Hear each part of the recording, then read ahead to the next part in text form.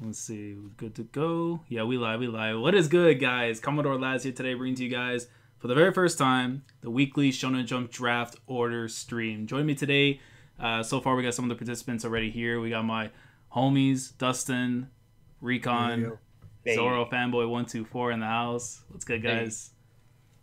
But yeah, man. What's good, man? What's good, man? Yo, this is gonna be hype, man. I can't wait. Like, Recon, you and I, we've been talking about this idea for like a long time. We've been noticing Jump has been like, skyrocketing in terms of like just everything. Like, the manga trailers for Neverland to One Piece starting to pick up again, towards some epic stuff, hopefully. Gintama's in its last leg, and it's bringing out fire. Exactly.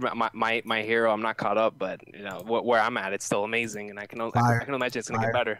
Yeah. Yeah, exactly. I'm really enjoying where Clover is right now, so it's Jump is in a good place, man. I keep hearing Haikyuu's in the best place it's been in the whole series, so yeah. Jump's in a good place, man. Definitely. Like, there's so many things to look forward to, and then like it was a thing that we were talking about, like, has Jump entered like a new golden era? Kind of thinking like, back to 2004, 2005 when stuff like, One Piece, Naruto, Bleach were like really going forward to where, Gintama, D Greyman, all these series started just jumping in, and Ice Shield and stuff. And then it's just like, does it compare to what we saw or like what we know from like the 90s, stuff like Slam Dunk, Hakusho, all this stuff. And then we're just thinking, man, you know what? Let's figure this out by making this draft where we're going to comprise and try and create like our own separate issues of Weekly Shonen Jump based on chapters from each series that we feel like, like are the best of the best and stuff. If we want to take a series from, one series here, the best chapter, that's going to be like our first chapter. We open up the issue with the color pages, all that stuff, and just kind of like see, what we feel is the best issue. And then, of course, have all the people in the chat and stuff, they let us know, who had the best issue, same thing in the comments and stuff. But yeah, man, see, we can't pick Kingdom, huh?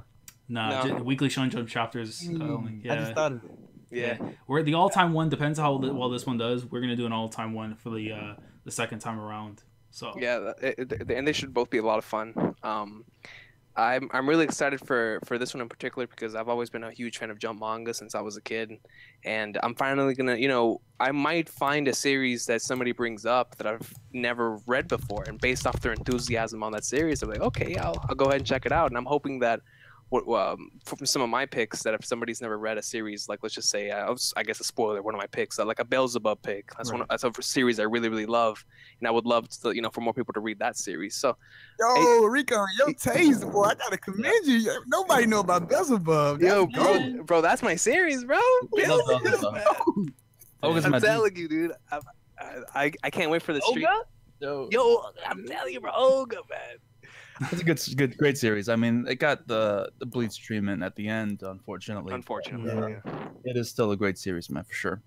Yeah, I had some picks, man. I don't want to spoil what I'm gonna do because I'm gonna keep my strategy, my cards, in my most certainly my chest. Yeah. But I've got some underrated series too. So yeah, see, and that's what I'm excited for. I'm excited to see what series people bring to the table. I'm excited to see the way that people are gonna order their magazines. Like, let's just say if they decide to started off with a series completely underrated and then go down the list, because it doesn't have to be in order of popularity or your favorites. It just has to be in like for the flow of the chapters or whatever you want to do. So it's going to be nice to have the community together talking about Shonen Jump and showing appreciation for all these years of hard work that they've been putting into this. So absolutely, it's going to be sick. So there's something I was going to ask you guys too, because Recon and I were talking about this as well, and like stuff like, D Greyman or like, JoJo, because, D Greyman obviously left Jump. It's in like Jump Square now.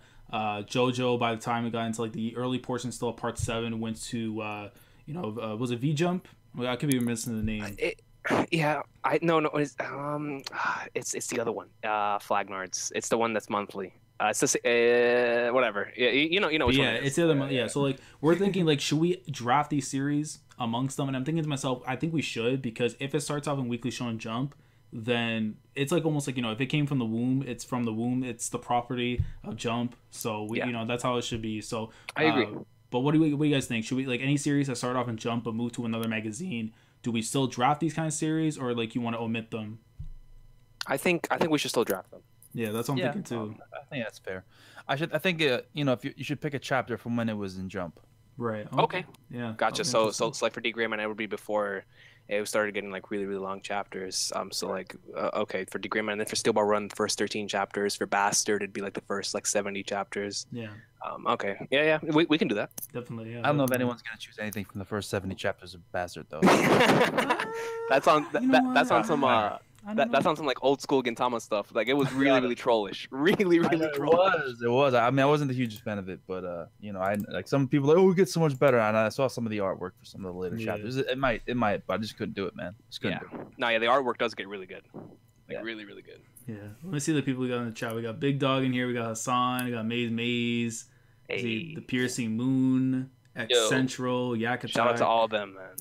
Yeah, Legend of Hockey. Hey, shout out to you guys coming through, man. TLG. Yeah, I got a lot of people coming through at least for this one, man. But yeah, so we're gonna start with the draft order now. Those of you know the other participants, if they couldn't come through now, they'll find out afterwards their order and stuff. But we're gonna do this like 3 times. So you guys see on the screen right now, we have like the setup and stuff for each people who's gonna be in the draft. We're gonna do this like 3 times. 3 times a charm. That'll be the official last final list and stuff. The first 2 kind of give us like a taste, what we could be expecting in the draft and stuff. So without further ado, let's start the first one, man. And All right, here we go. So this is the first test. First test. Go. First test. Oh. All right. Oh man. What is it? So I can't even see it yet. So we have Ibou at first. We have Oh no, change it. If Ibou's in first, you got to change it. I'm second. Hold on. I'm Eureka second. second. Yeah, Dustin at third. Zoro 4th. Silva 5th. Myself at 6. Yonkou at 7. Brago 8. Ferro 9 and Matt B 10. So that's the first time. All right. Keep that. Oh, yeah. Keep it, man. Why we gotta get you doing it? It's good. No. I like the 4th spot, man. Nah, you gotta keep your word, Laz. You gotta keep your word. That's right.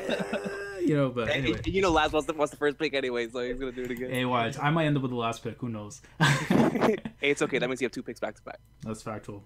But yeah, so the second time, give me a look. All right, let's see. Oh God. All right. So Zoro was the first one. Oh no. Dustin the second. Pressure. Evil third. Damn, I'm in the top. Fourth. I'm still above. I'm still ahead Silva. I swear. If in the third one, Silva's ahead of me, I might leave. I might leave. Yeah, Silva 5th, 6 myself, 7 Yonkou, Ferro 8, Mappy 9, Rago 10. Oh man, I'm scared. I feel like I'm gonna be all in the back. Oh, Here we go. Oh, this is gonna be bad. This is All right, this is the official one. This will be the official. This Yeah. third one. I have faith, bro. I have faith. Good. Wherever my pick is wherever it's got to be. I did not want the first pick.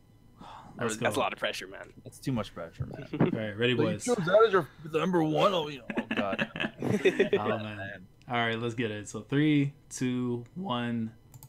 Let's jam. Are you seriously first? All right.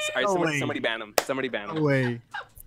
All right, hold on. It's about to pop up on my screen. Let me see. Ah. Bro, Silva's one thing ahead of me. I hate Number 2. Oh, my All right, I'll take number 2. Number 2 is Oh a my. Oh Hey, my. fourth time is a charm. Hey, my 4th God. time is. Fourth time might be a charm. Hey, man, that's the 1% I didn't want ahead of me was Silva, bro. All right, I'll take it. That's what it is. You know what it is? It's that on Laz's channel, Zoro fanboys they get special treatment, bro. That's what it is. Yeah. That's what I mean. We're family. We're family. You gotta get. Exactly. You know what I'm saying? You gotta look out for the brother, man. I'll take it. Shout out to the client, man. But yeah, man, people, I don't know what to say. man. The draft favored us, man. I don't know. this is more rigged than the primary, dude. Come on. Yeah. This is rigged, yo. This is rigged. Shout out to Paris then. You know what? I'll take it because at least in the second round, I'm gonna have the 4th pick. So I'll look at it in that way. Yeah. I'll look at it in that Yeah, way. it's true. It's true. Yeah, so That means Dustin will have the 3rd pick in the second round. definitely. Yeah, my list. Nobody gonna pick the manga I'm picking, so I ain't worried either way. Hey. Yeah. The best part too is that you can pick anyone can pick any series and stuff. So let's say if all of us want to decide to take a One Piece and stuff, we can take any chapter from One Piece. But if once you select that chapter, we have to select another one instead. So that way everyone has All right. a So diversity. what exactly? Just so we have it out in the open. What exactly is a rule on picking multiple chapters from the same series? Can you do that a couple times? Only a couple times? Once? How many times exactly? Because I think I already asked this, but I want to make sure. So one per series. So if once you take your One Piece chapter, you already took One Piece off the board. Yeah. Oh, that's good. That's good. Okay, yeah. Because I was about to say, I could have been a sicko and done like a best of Gintama Jump volume and I picked would like a have whole bunch of I would have to Gintama ban you chapters. right away. But we won't do that. We'll add variety. Whatever. Yeah. Oh man. Oh wait, a I'm wild really- Brago shit. I'm really excited to see like once. I have a feeling once we get to like how many rounds we're gonna do? We got 12 rounds, right? So Yeah, I think 12. I think 10th, is the most 11th, likely, and yeah. 12th round, people are gonna be struggling to find a fucking chapter. Oh, sorry, I don't know if Mm. I'm cursing this, but yeah, find a chapter. To struggle to find a chapter if they don't have like the depth of their strategy prepared. You know what I'm saying? Yeah, So I'm right. curious to see who does the research, man. You know what I'm saying? Absolutely. Yeah. Yeah. It's gonna be fun. Like just like you said, I'm looking forward to it because I think that the first like 5, there's gonna be a lot of picks that we're all gonna be in agreement with. But then after that, where we start really digging into our banks, and we're like, okay, this person got this person got this. We're getting some variety in here. See, this is what's scary because since I have the first pick, like you understand how much pressure that is, bro. Like. Oh well, you have all of Jump's history to choose from, Laz. Exactly, Choose wisely, bro. I know. Choose wisely. Oh man, but I don't know, man. I mean, this is a pretty interesting list. I mean, the one person two people actually, and I know Recon knows one of them, but Ibou, of course, that's gonna be a very interesting one because he knows his stuff with Jump. But we literally have the Dave Meltzer of Weekly Shonen Jump, and that's Yonkou. And Yonkou, gonna be interesting, man.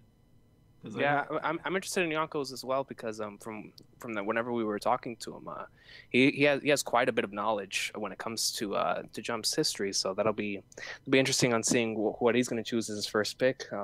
Because all of us have massive One Piece fans, but if we don't pick One Piece first, it's gonna or I wouldn't say we're not picking One Piece first, but one of like the big ones, like One Piece, Naruto, Bleach, Dragon Ball, like out of these series. It's interesting. I'm very interested in seeing which chapters are picked out of those because I'm pretty sure that at least like 2 out of those 4 are going to be on almost all of our lists. Mm-hmm. And Hakusho. I think Hakusho's going to be on all of our lists, but it'll be interesting. It'll be interesting on seeing what chapters are picked, yo. And now that I see the draft order, I know what to look out for. Yeah, definitely. Like it's gonna be super interesting because I know everyone's gonna have like their own unique lists and stuff. I mean, we're gonna see a lot of like series, but like again, like we were saying before, like if you want, so you can give like a brief synopsis as to why you took the chapter and stuff that you did. The only thing I say is just be super careful with spoilers. Even that goes for myself. Just for anything, man, because like I know if I don't listen, I'm gonna do everything I can to read Slam Dunk before the rest of Slam Dunk that I have before the draft because man, that's the one thing I don't want to be spoiled on. Yeah, bro. Yeah, you gotta be wary on Slam Dunk. That's for sure. That's for sure. Definitely. Let me see what the chat's saying real quickly. Cause how many people we got actually in here? I'm curious. We got 29 people up in here for a late night stream, man. Shout out to the chat, man. You guys are with it. Shout out to the chat, yo. Let me see. Recon's over. I gotta be careful saying that chapter number because that might be the chapter I might take. If he takes that chapter first, I promise you I'm leaving the call. Like no question. If that chapter gets taken first, I'll leave with the call. Yo, what's poppin'? Brago was good, bro. What's poppin', guys? What's good? Chilling. Listen, Laz. Yo, can you go over the rules one more time, bro? Because like, I read a bit of it, and I know we're choosing like specific chapters and shit, but it's like one more time. So basically, like we're gonna try, like when you open up like Weekly Shonen Jump, right? You know how it has like 10 to 11 series or whatever in there. They have like their chapter that comes out basically. So we're gonna be like drafting like you're gonna draft say like whatever series you feel are like the best of the best from each respective series. So your first pick, you'll be like what opens up the magazine. You could be like whatever One Piece, Dragon Ball, whatever the best chapter that's there. Once you choose that chapter, that like the series has already been eliminated off your board. So you've taken One Piece off the board. You got to try and fill the other spots with different series from Jump. And try to like organize it, like think of it like almost like with the NFL and stuff, or like even with a thing like Duke or whatever represents like One Piece, and then whatever player is like the chapter you're taking, and then like everyone else can take someone from Duke, but they can't take that player. They have to take somebody else from the school and stuff. You know what I mean? Like, okay, so you can choose a series, but you choose one specific chapter, but then you can't choose that series again. Yeah, basically. Okay. Yeah. All right, got it. Okay, this is gonna be a lot harder than I thought. Yeah, but the thing is, we're gonna decide like now, like how many series will be the total. So between like 10 to 12, we're doing something like that. That way, like because I was gonna say we're gonna do like 15, but I don't think anyone here has read like. Well, there's a lot of people who probably read more than 15, but for some people, if they haven't, at least we'll keep it to a certain number. That way, the quality will still be there. So it's not like someone's taking like a Black Clover chapter. You know what I mean? Like. Yeah. Hey, what's wrong with Black No, Clover? no disrespect. But, hey, no disrespect. Hey, I'm waiting for that arc to finish, but yeah, it will be like that basically. So that's what I'm gonna ask now. Like, how many series do you think we should draft? Like the total, because whatever the amount is, that's how many rounds we're going. I think. How long do we want this to go on for? Well, like to time wise. Yeah. Just like how long do we want the stream to be? Like because if it's gonna be a long stream, like 12 to 15 should be good. Like somewhere around that, 13 possibly. As long as people do the research and stuff, we should be getting like an hour and a half at least. Okay. Yeah, which with us is probably an hour and a half. It's going to turn into 3 hours, but yeah, it's probably very possible. Yeah, like sports drafts, you usually have like a minute to pick your pick, or like a couple, like 30 seconds to make your choice. Yeah, there should be some sort of time limit. Yeah, we can have that. You kind of spot when your pick is up. So how do we decide who the winner is? Well, the thing is, like, afterwards, like, the people in the chat are gonna let us know, and then in the comment section, everyone's gonna, like, because obviously, of course, on the screen, we're gonna have like the data table and stuff, so it keeps track of what everyone's like chapters. So we'll put like a One Piece or OP or like Dragon Ball DB, and then the chapter number. We'll kind of give like a brief synopsis of them, right? So that keeps it fresh. Yeah. And then in the comments, they're gonna let us know who had the best one. So like, yeah. Okay. All right. Wow. It's gonna be good, man. Yeah. Thoughts? Yeah, it's gonna be fun, man. I'm looking forward to seeing everybody's picks. Definitely, because everyone's gonna have a diverse list anyways going into this, so it's gonna be interesting. I know all of us. There's no question that everyone's gonna be taking a One Piece chapter without doubt. But without question, whichever one it is, it's gonna be interesting. Yeah. But, because I mean, I think everyone's gonna have a One Piece chapter. I mean, there's so many. There's so many GOAT ones that it's impossible not to pick one. There's 894 of them. Yeah, that's factual. Oh, chapter 894 for sure, right? Yeah, factually. 10 out of 10. Hey, if somebody takes it, I'm not complaining. I'm not complaining. It is not 894, bro. 894 and 893. Let's get it. A double issue, yo. Both 2 One Piece chapters in one. Yeah, factual. I know. Some other series from like some other magazines do that sometimes. They put out like two chapters a week, which is crazy to me, man. How can a mangaka put in so much work that he puts out basically 40 pages of manga? He does one and his editors do the other. Yeah. Like Mashima was famous crazy with stuff, that, man. because he used to do like 3 chapters before. Like when he was still like doing Fairy Tail, this man put like 3 chapters once in the magazine and still went the next week. So I don't know how. That's insane, man. And I know that Mashima plays a lot of like video games, so he's really good at time management or something. Yeah, like this man, I think it was said like he went to Paris recently and he finished Monster Hunter, like Monster Hunter World. Finished Monster Hunter? Yeah, he finished Monster Hunter World before he went to Paris for a trip. There's like his time management's out of this world. That or he's truly good at games, bro. Yeah, that man is good at games. Speed running these things, man. Well, definitely. Because bro, to beat one Monster Hunter boss takes me like 2 hours. Like a really really hard boss, it takes me a good minute. Jeez. A lot of time. Yeah, man. Yeah, I've been hearing a lot about Monster Hunter. Is it good? Yeah, man. It's like Hunter x Hunter, bro. Like I legit feel like I'm Jing Freaks out there in the cut, taking out a whole bunch of monsters, man. It's like Hunter x Hunter. I might have to jump on that. Yeah, that's what I've been hearing too, man. I might have to see what that's about. Yeah, you in the Dark Continent with all these beasts, man. Oh, it's clean. Hey.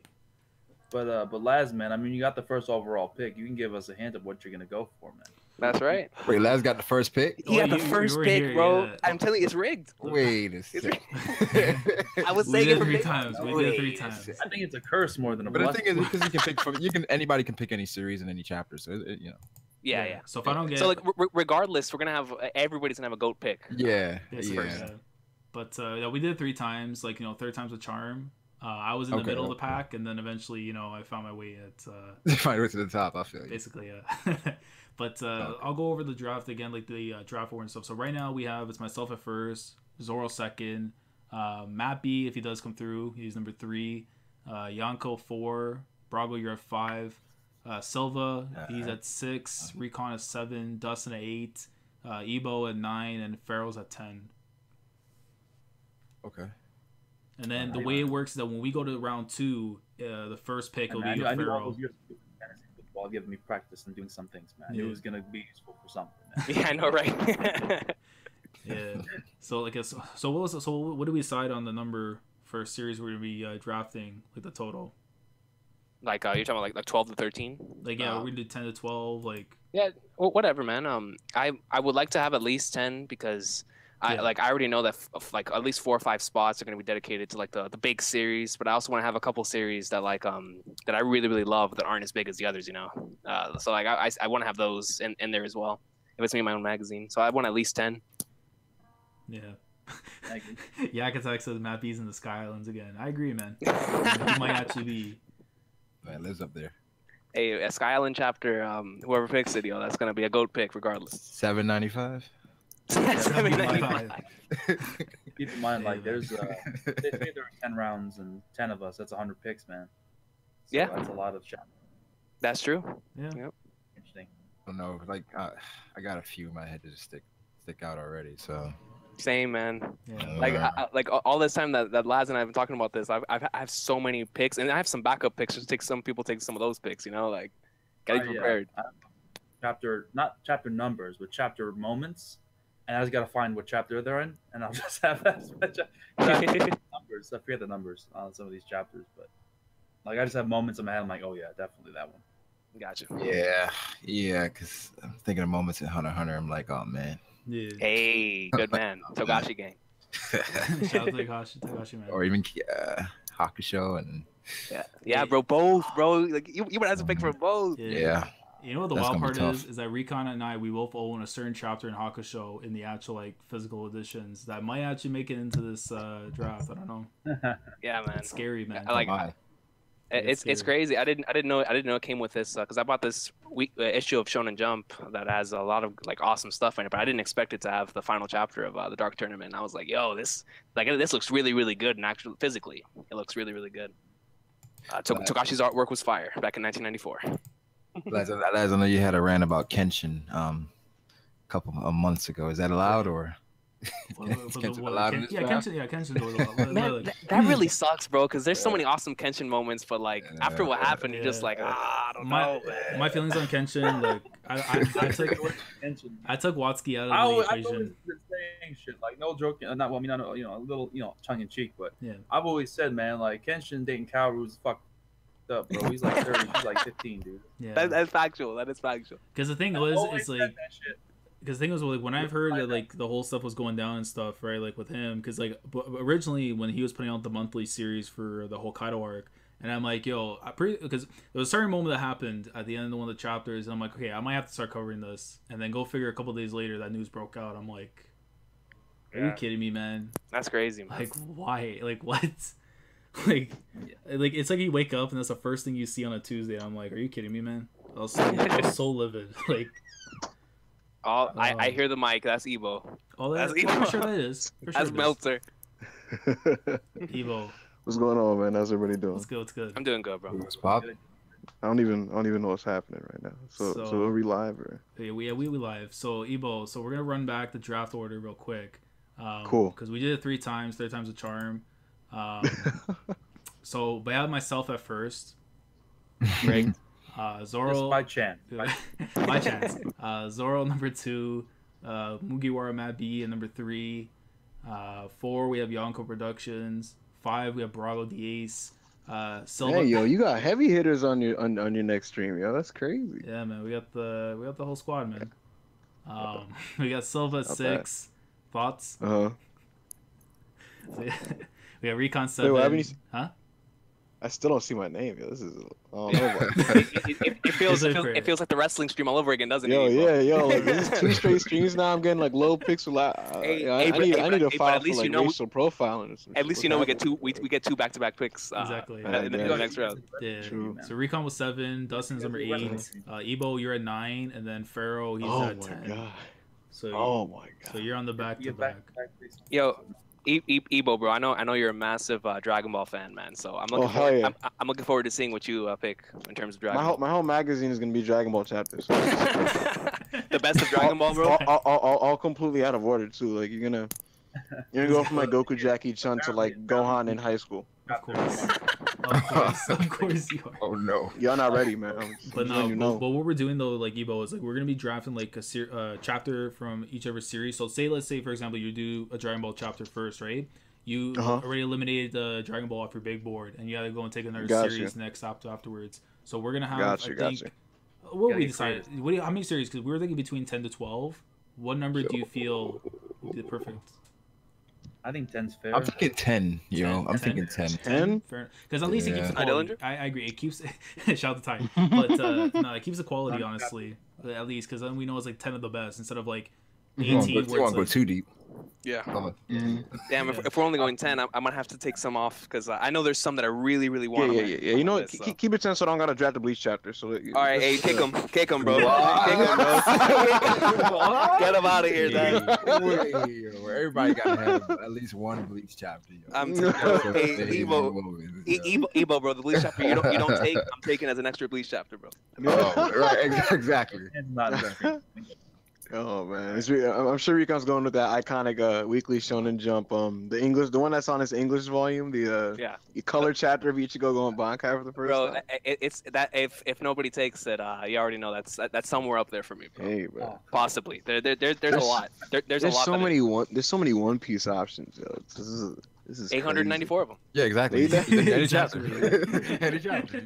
And Hunter as well. But, you know. Yo, man, y'all not ready. I'm about to draft Afro Luffy versus. Oh, you're a troll. Hey, I don't blame you, bro. I don't blame you. That ass, yo. Like real. Yo, listen.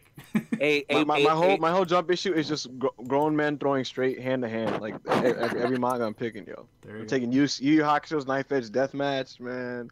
Oh my god. Hey, bro. Yusuke versus Shu. Yeah, exactly. That's on my big board. It's on your big board. Taking a chapter of Lambo singing, bro.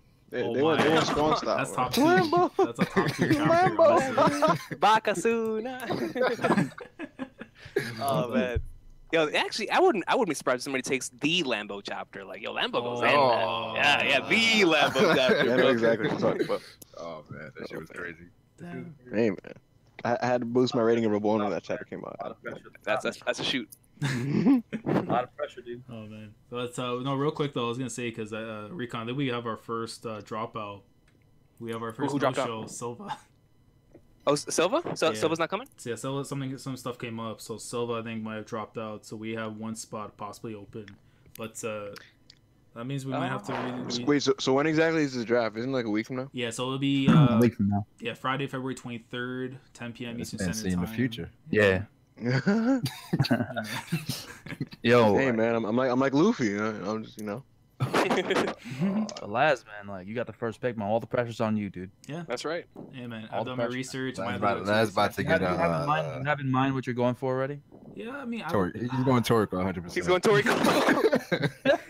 You know what? I think you'll be the only one. That was my option. Wait, I just realized. Wow. Oh shit, that's Zoro fanboy. What's going on, Zoro? Hey, what's up, man? How you doing, sir? I'm good. I didn't watch your live reaction to the last chapter. So like, could I get a quick summary of like how did you react to Snake Man before I go watch it? I mean, I could use the views, man. So just go watch it. Go watch it, bro. Stop being lazy. In my head, I was like, is it gonna be a dick and be like, hey man, Zoro fanboy 124? Click that most recent. No. I got you. No, I'm kidding. I loved it, obviously. Oh man, it was hype. I'm very excited. Hey, I have a feeling it's gonna be some sort of speed form if I had to guess, but we'll see.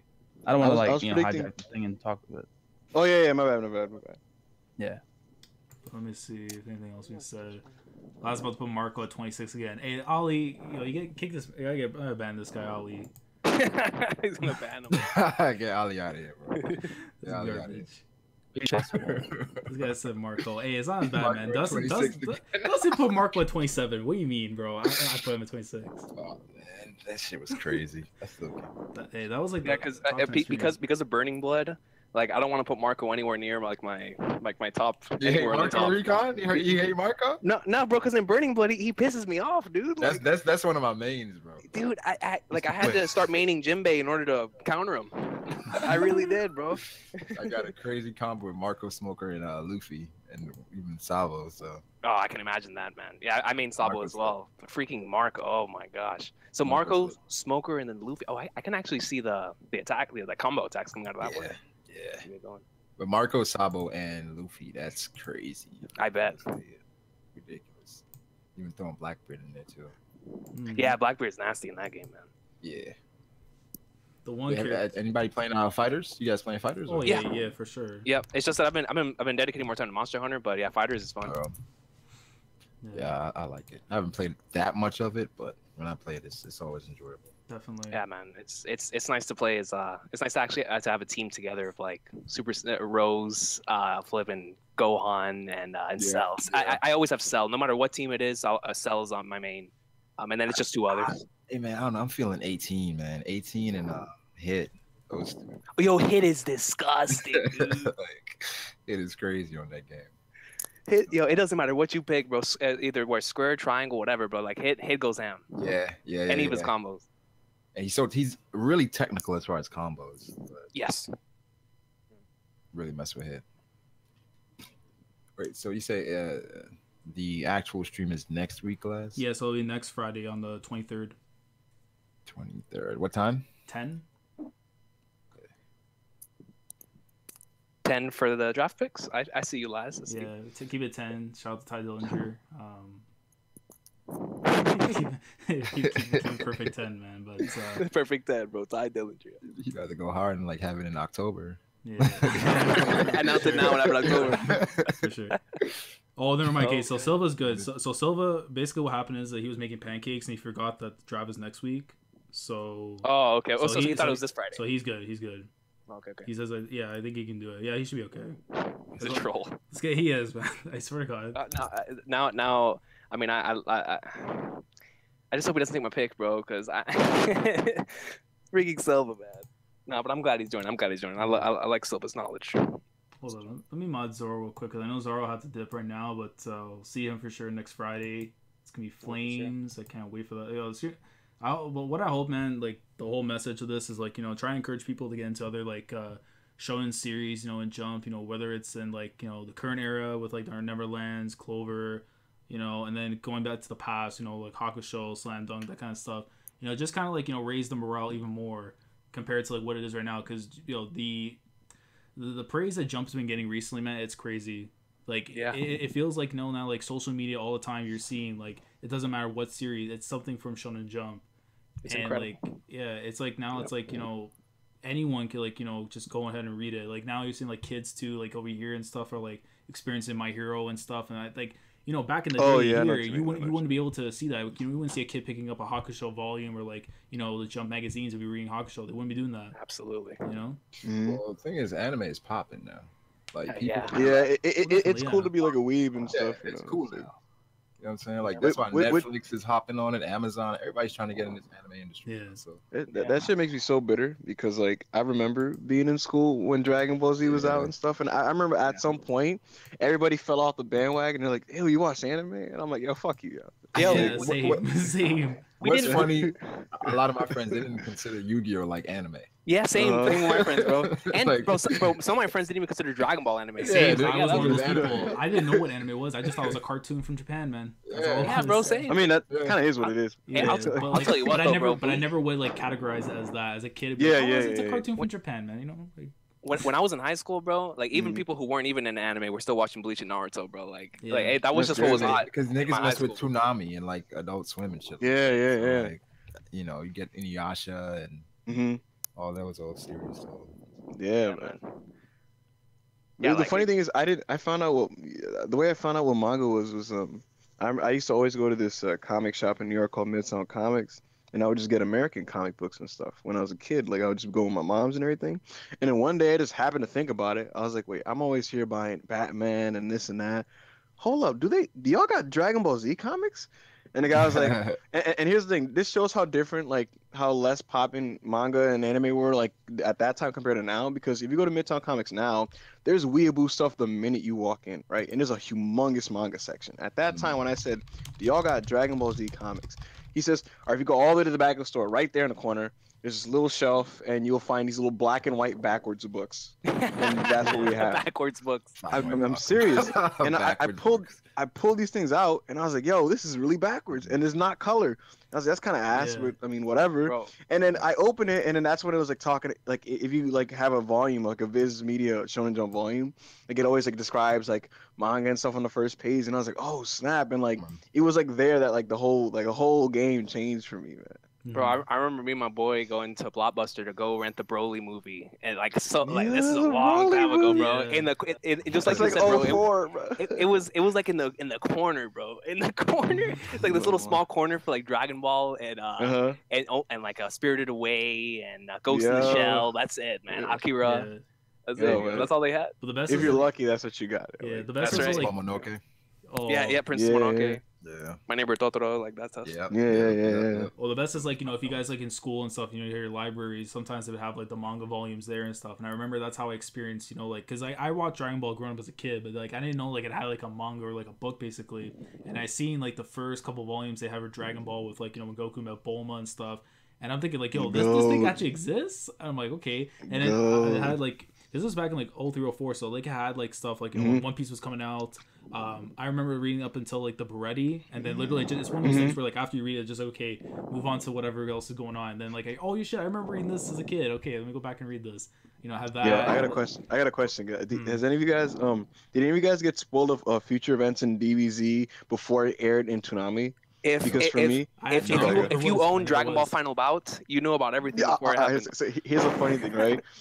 This is so funny. I remember I want to say it was the summer of 2002, I want to say, where I went back to my parents' home country of Senegal in West Africa, right? And over there they just use French TV and French cable and like they were already in like the Buu arc of Dragon Ball.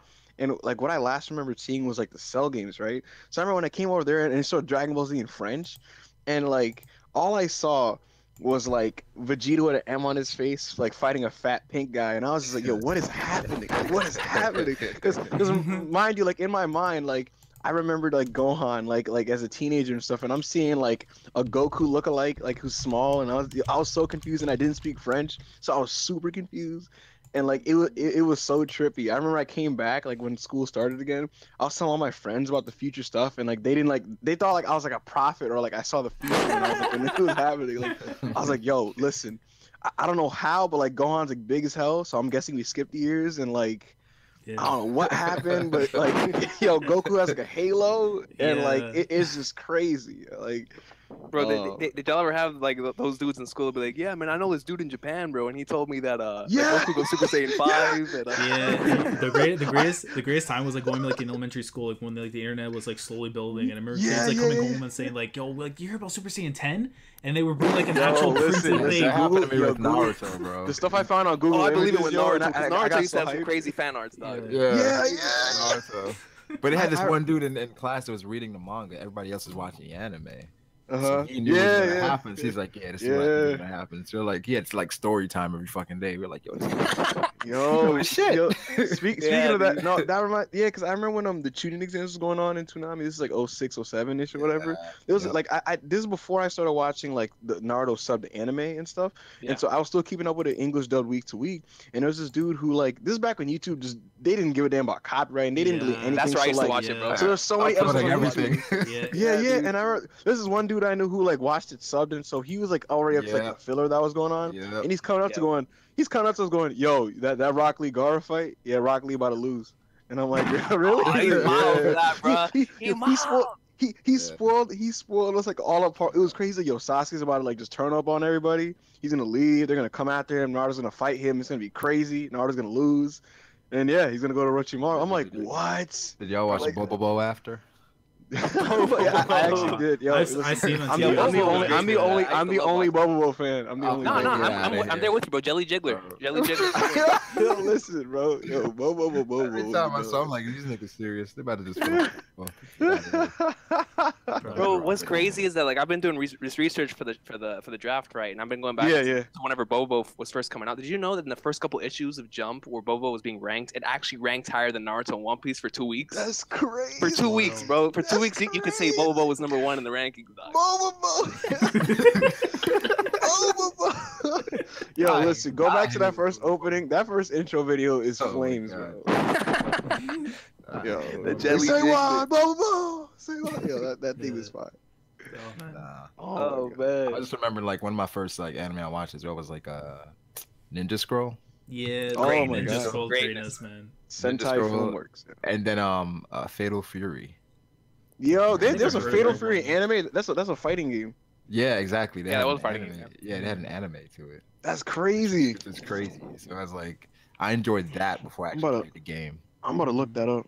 Yeah, it had movies. Crazy. And shit. Yeah, man, I really like Ninja Scroll. I remember back in those times, like Ninja Scroll and Akira and Ghost in the Shell were like, that was the things you just had to watch in terms of films. Yeah. I was really big fan of Akira. I still am a big fan of Akira. I had this professor. They played that quite a bit still in Canada. Like it was crazy. Like when it, like I guess when it got the remaster in 2001, they were playing it quite a bit on YTV. So like it was in Winnipeg, bro. Shout out to Jericho. Shout out to Jericho. Winnipeg. Manitoba, Canada. Oh man. But you know, it did the same numbers as Ed and Eddie, man, and that's the home. Like, is that a factual statement? Yeah, Ed and Eddie. I'll tell you this right now. Ed and Eddie level sales, bro. Ed and Eddie and Peppa the Pig moved the needle. Peppa Pig. Peppa Pig. They moved the needle. It's all about PB&J Otter, bro. You gotta stop this. What? Hey, I don't know, man. Roly Poly Oly was like doing Hogan. Crazy, yo. That was bringing Hogan level ratings. Yo, what are these Canada shows? Yo? Like, hey, you didn't get them over there, bro? I got them over here. Yo, I ducked Peppa Pig. Yo. No. Peppa Pig is like now. I think something like Roly Poly Oly. Roly Poly Oly, like. What is it? Let me look that up. You never see Roly Poly Oly? I can't believe you never watched Roly Poly Oly. I gotta see a visual. Oh wow! And like, was it like Bear in the Big Blue House and shit? Yeah. I watched that. Yo, out of the box. Rolly, I remember this. Yo, Rolly, this is like a Saturday morning show, right? Yeah, it was. Yo, I remember this. I never knew the name of this shit. Roly Poly Oly. Yo. Oh my god. Yo, Ibou had this come to Jesus moment. Yo. He's like, yeah, I remember this. Yeah. Bro, this is yo. I feel like a Tam. Like my memory's got unlocked. Like, like a Tam. His hockey came back to him, bro. A Tam, bro. Like, Pudding was playing with his memory. Bro. Exactly. Yeah, Pudding was playing with was, bro. Like she pulled the scroll. She pulled the freaking film out of my head, bro. Like, yo, hey, speaking of a Tam, bro. Hey, Yu-Gi-Oh is up on the board. Yo, listen. Mm-hmm. Wait, didn't I tell you guys? Like, I reread the Yu-Gi-Oh manga last summer, yo. So like, it was clean, bro. The manga of Yu-Gi-Oh, man. I'm telling people, like, not even just for like nostalgia, like, it's a different vibe and experience, bro. It's crazy. Man, it felt like Yugi could do anything, bro. Like this dude was just like pulling all these cards. He was broke. He was massively broken. Like he was super broken, and like it was just crazy. Like it'll never not blow my mind how this man like trapped Slifer in an infinite loop to drain its like life points or something. Like, does anyone remember this duel? Like, when I was reading it this summer, like I was like so mind blown, and I had my brother live react to the duel, so I brought him like, I was like, yo, read these 8 chapters here. And when he got to the strategy that led to Slifer like being trapped in an infinite loop to drain the life points, like he like walked away from the computer with his with his jaw dropped. Like it was crazy, bro. I was like, yo, this man is broken. Yo, it's incredible to me the story of how like Yu-Gi-Oh came to be, because originally, well, you read the manga, but like it's incredible. It's incredible how it turned from originally being about a whole bunch of different games that Tam was just good at, and then eventually it got into the Duel Monsters. And I guess the Duel Monsters thing was so popular, it was like, okay, let's just keep this going as an actual series. And I found it to be so fascinating that wasn't even the original plan for Yu-Gi-Oh. Yeah, it's incredible. The thing though is like also the perception in the West is just, it's all a card game thing, and it's also partially because the anime is it emphasizes Duel Monsters even more because it's selling the actual game, right? Absolutely. And the trading card game, and so like the show essentially becomes a commercial for the product, right? It's a 22-minute commercial. That's what cartoons are. Yeah, Pokemon, exactly. Right? Yeah. But the thing is, even when you go back to the manga, even when it does become more of a Duel Monster centric story, Duel Monsters is just this focus of 2 really big arcs, and that's a Duelist Kingdom and then Battle City. But like even in between, like they still kind of went back to its roots in a sense, because you did the Dungeon Dice monster game with that dude, and then in the final arc, Like they're just legit, like just it's legit like actual physical cards throwing hands. And then Yugi and the whole thing in Egypt was a big shadow RPG chess game with Yugi and Bakura, and that's also going back to Truth because at the end of the original Yu-Gi-Oh, like before it got to like Duel Monsters like portion of the story, like so like the arc before Duelist Kingdom, it was the arc where we meet Bakura and it's this RPG game, and that's like the end of the original run of Yu-Gi-Oh, and the whole series wraps up in the same exact manner where it's Yugi and Bakura playing with everybody's life and it's applying to real life. So it's like it tied back perfectly. So it's crazy, man. That is crazy, man. It's crazy. But nah, yo, the manga's clean, bro. Yeah, man. Yo, a quick shout out though to Laz's Raptors, man. I gotta once again because Raptors. I told him if they beat my Heat, I gotta give them a shout out on stream, bro. So you can't shout out the Raptors until they do something in the playoffs. In the playoffs, you're right. See, I'm with you. I'm with you. I told him yesterday if they beat my Heat, bro, I gotta do something, bro. I've been feeling the rap. Like here's the thing: last like 2-3 seasons, I've been like, yo, Toronto's a problem, and then come playoff time. Lowry chokes. They just don't. It just doesn't like last year. It was embarrassing. They got swept by Cleveland. Like it's just like, come on, man. That's why at this point it's like, I don't want to hear about y'all until like y'all get to the cup. I've been talking shit about DeMar DeRozan for the longest. I'm like, yo, dude, why you can't shoot threes? Like, there's no reason why you shouldn't be able to shoot threes. And now he's shooting threes this season. He's having his best season of his career. DeRozan is nice. Damn, they're 40. I just looked up. They're 41-16. God damn. They're the best in the East right now in terms of record. It's not even just DeRozan and Lowry too. You gotta look at the bench too. You know, Van Fleet, Hotel. You know, like they have a good bench. Powell is good. Like I was looking at some numbers. There's some crazy numbers. 52 points. I think the bench was scoring at one point, like an average. I'm looking at this Raptor box. That's crazy. Like we never hit like maybe like close to 40. With the bench. The thing is, you don't want to be the Atlanta Hawks of like a couple of years ago, where they led, you know, they had the best record in the East. Yeah, They went in the playoffs. 61 wins. Yeah, they had a crazy win record, but then they got fucking swept in the conference, bro. So it's like you don't want to be. That was the most disrespected one seed I ever seen. You know, like, but the thing is, we knew they weren't that good though. We were like, they win the regular season games, but like, can they do it in the playoffs? That's how I feel about it. The thing is now with this team, we're more structured compared to like I think this team is way more structured than the last previous teams that went to the playoffs. So I like our chances now to do something, but like, it all depends. Again, the Cavs could find that gel with the new players they have. They are finding it right now, and I know it's only 2 games. I know it's only 2 games, but man, bro, I'll tell you what, LeBron looks happy, bro. Like this man was out here high-fiving after 3. Like, honestly, I don't. It's too soon. I hate when the media does this. The media. They do that whole thing. It's like, are the Cavs back? Are the Cavs the favorites? Are the Cavs? That's what Ibou favorites. T-Mac said today the Cavs could beat the Warriors. I'm like, yeah, bro, I saw that. I was just about to say, bro. Like the funny thing is, after the blowout against Boston, right? The first change was like, are the Cavs the favorites win the East? And then after the OKC game, like when I was going through my YouTube feed and like I got to recommend it, it was like, should the Warriors be afraid of the Cavs? I was like, oh my god.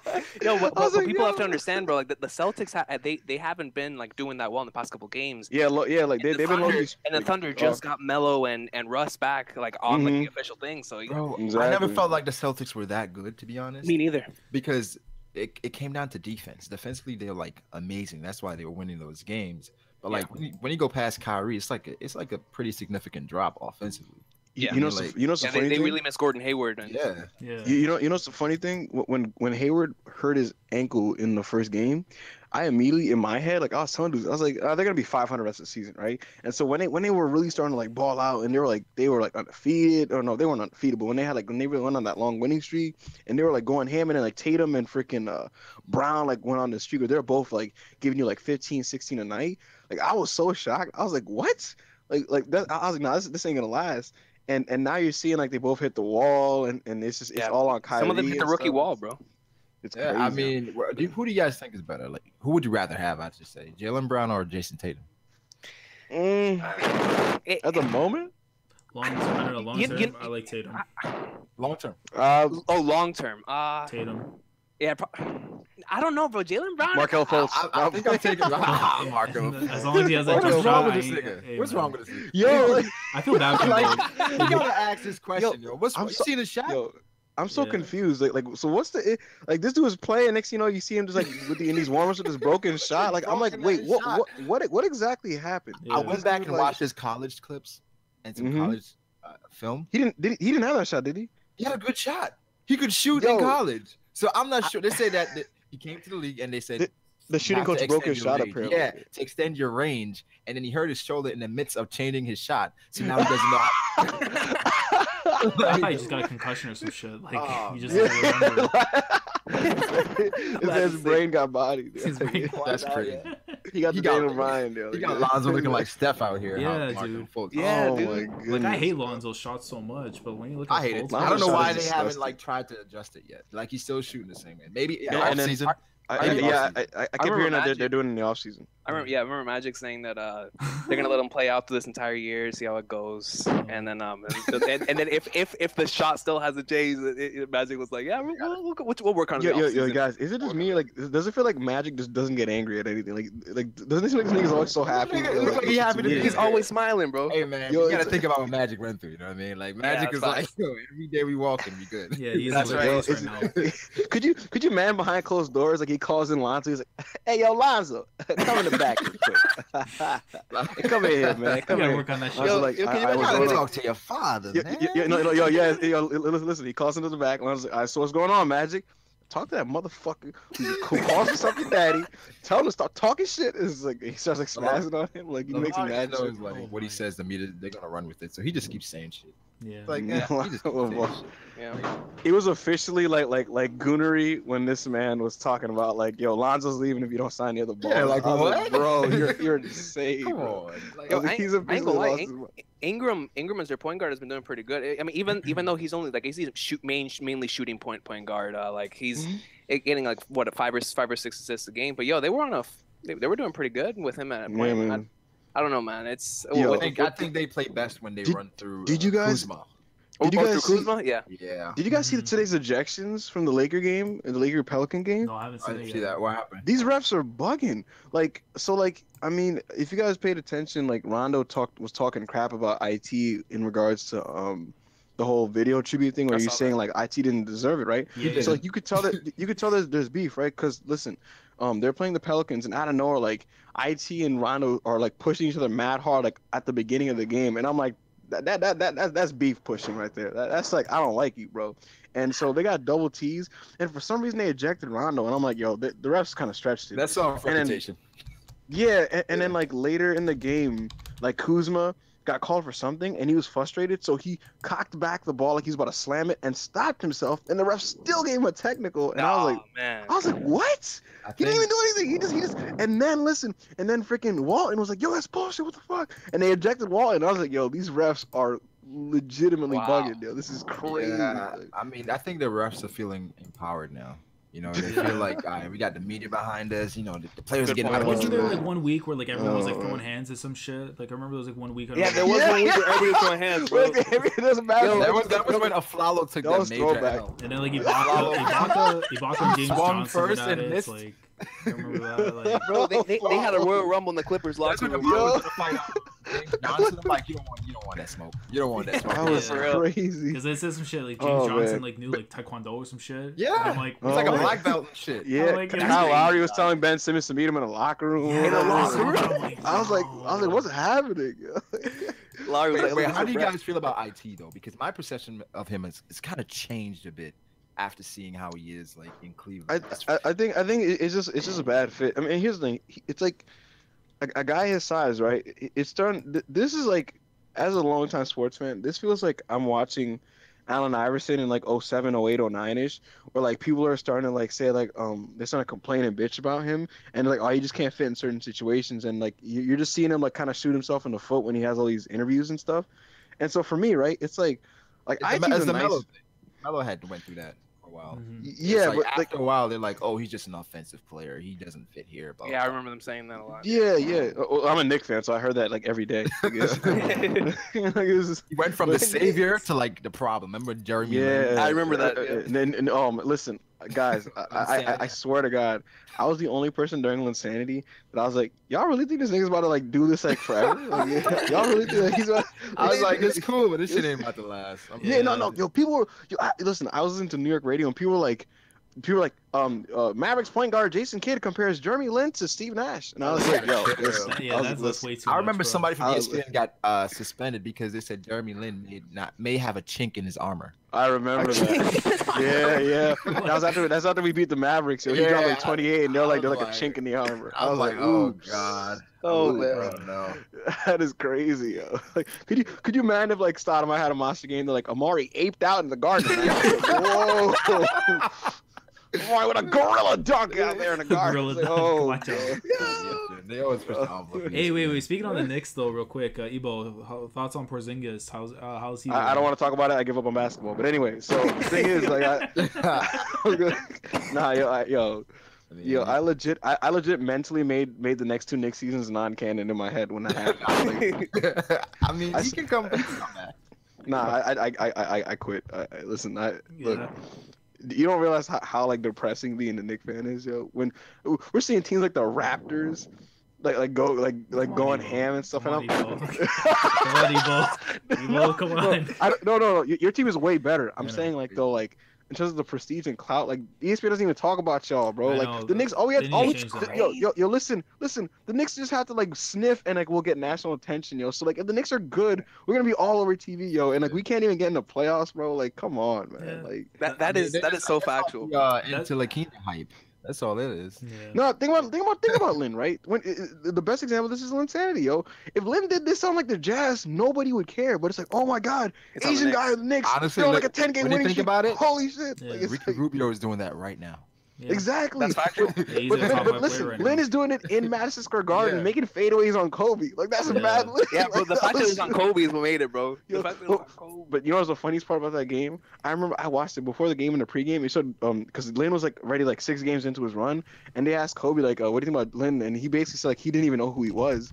And so I was like, "Yo, if Lin balls out on him, it's gonna be hilarious." And he had like a career high 38. I was like, "Oh my God, this is insane." Yo, I wonder, like Lin, his momentum during that time was out of this world, dog. Like that was a special run. Like I know that he never had it again, but what killed me as I was watching it though, I was like, yo, are these defenses stupid? He's going right every time, bro. Every time. Listen, everything was either he drove right, it was a pick and roll, or he shot a 3, yo. And like they just couldn't stop him. I was like, bro, he's not even that fast, bro. Like, when you play against somebody, you're like, this nigga ain't about to cross me off. He ain't about to. Yeah. That's so true. Like, hold on, I feel like the first 2 weeks of Linsanity was just, who the hell is this guy? Yeah, who is That's this? a good point. That's a good point. He's just making reverse layups on Derek Fisher. I was like, Derek, you gotta retire, bro. Come on, bro. But it killed me. Because like that was my guy. Yeah. So like, bro.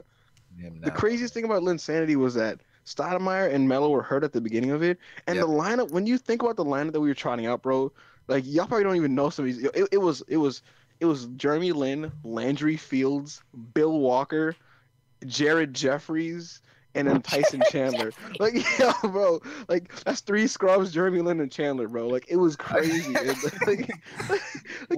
Hey, I was gonna ask you real quick. Because Silva's asking in the chat, who's y'all rookie of the year? For me, it's Van Fleet, but go ahead.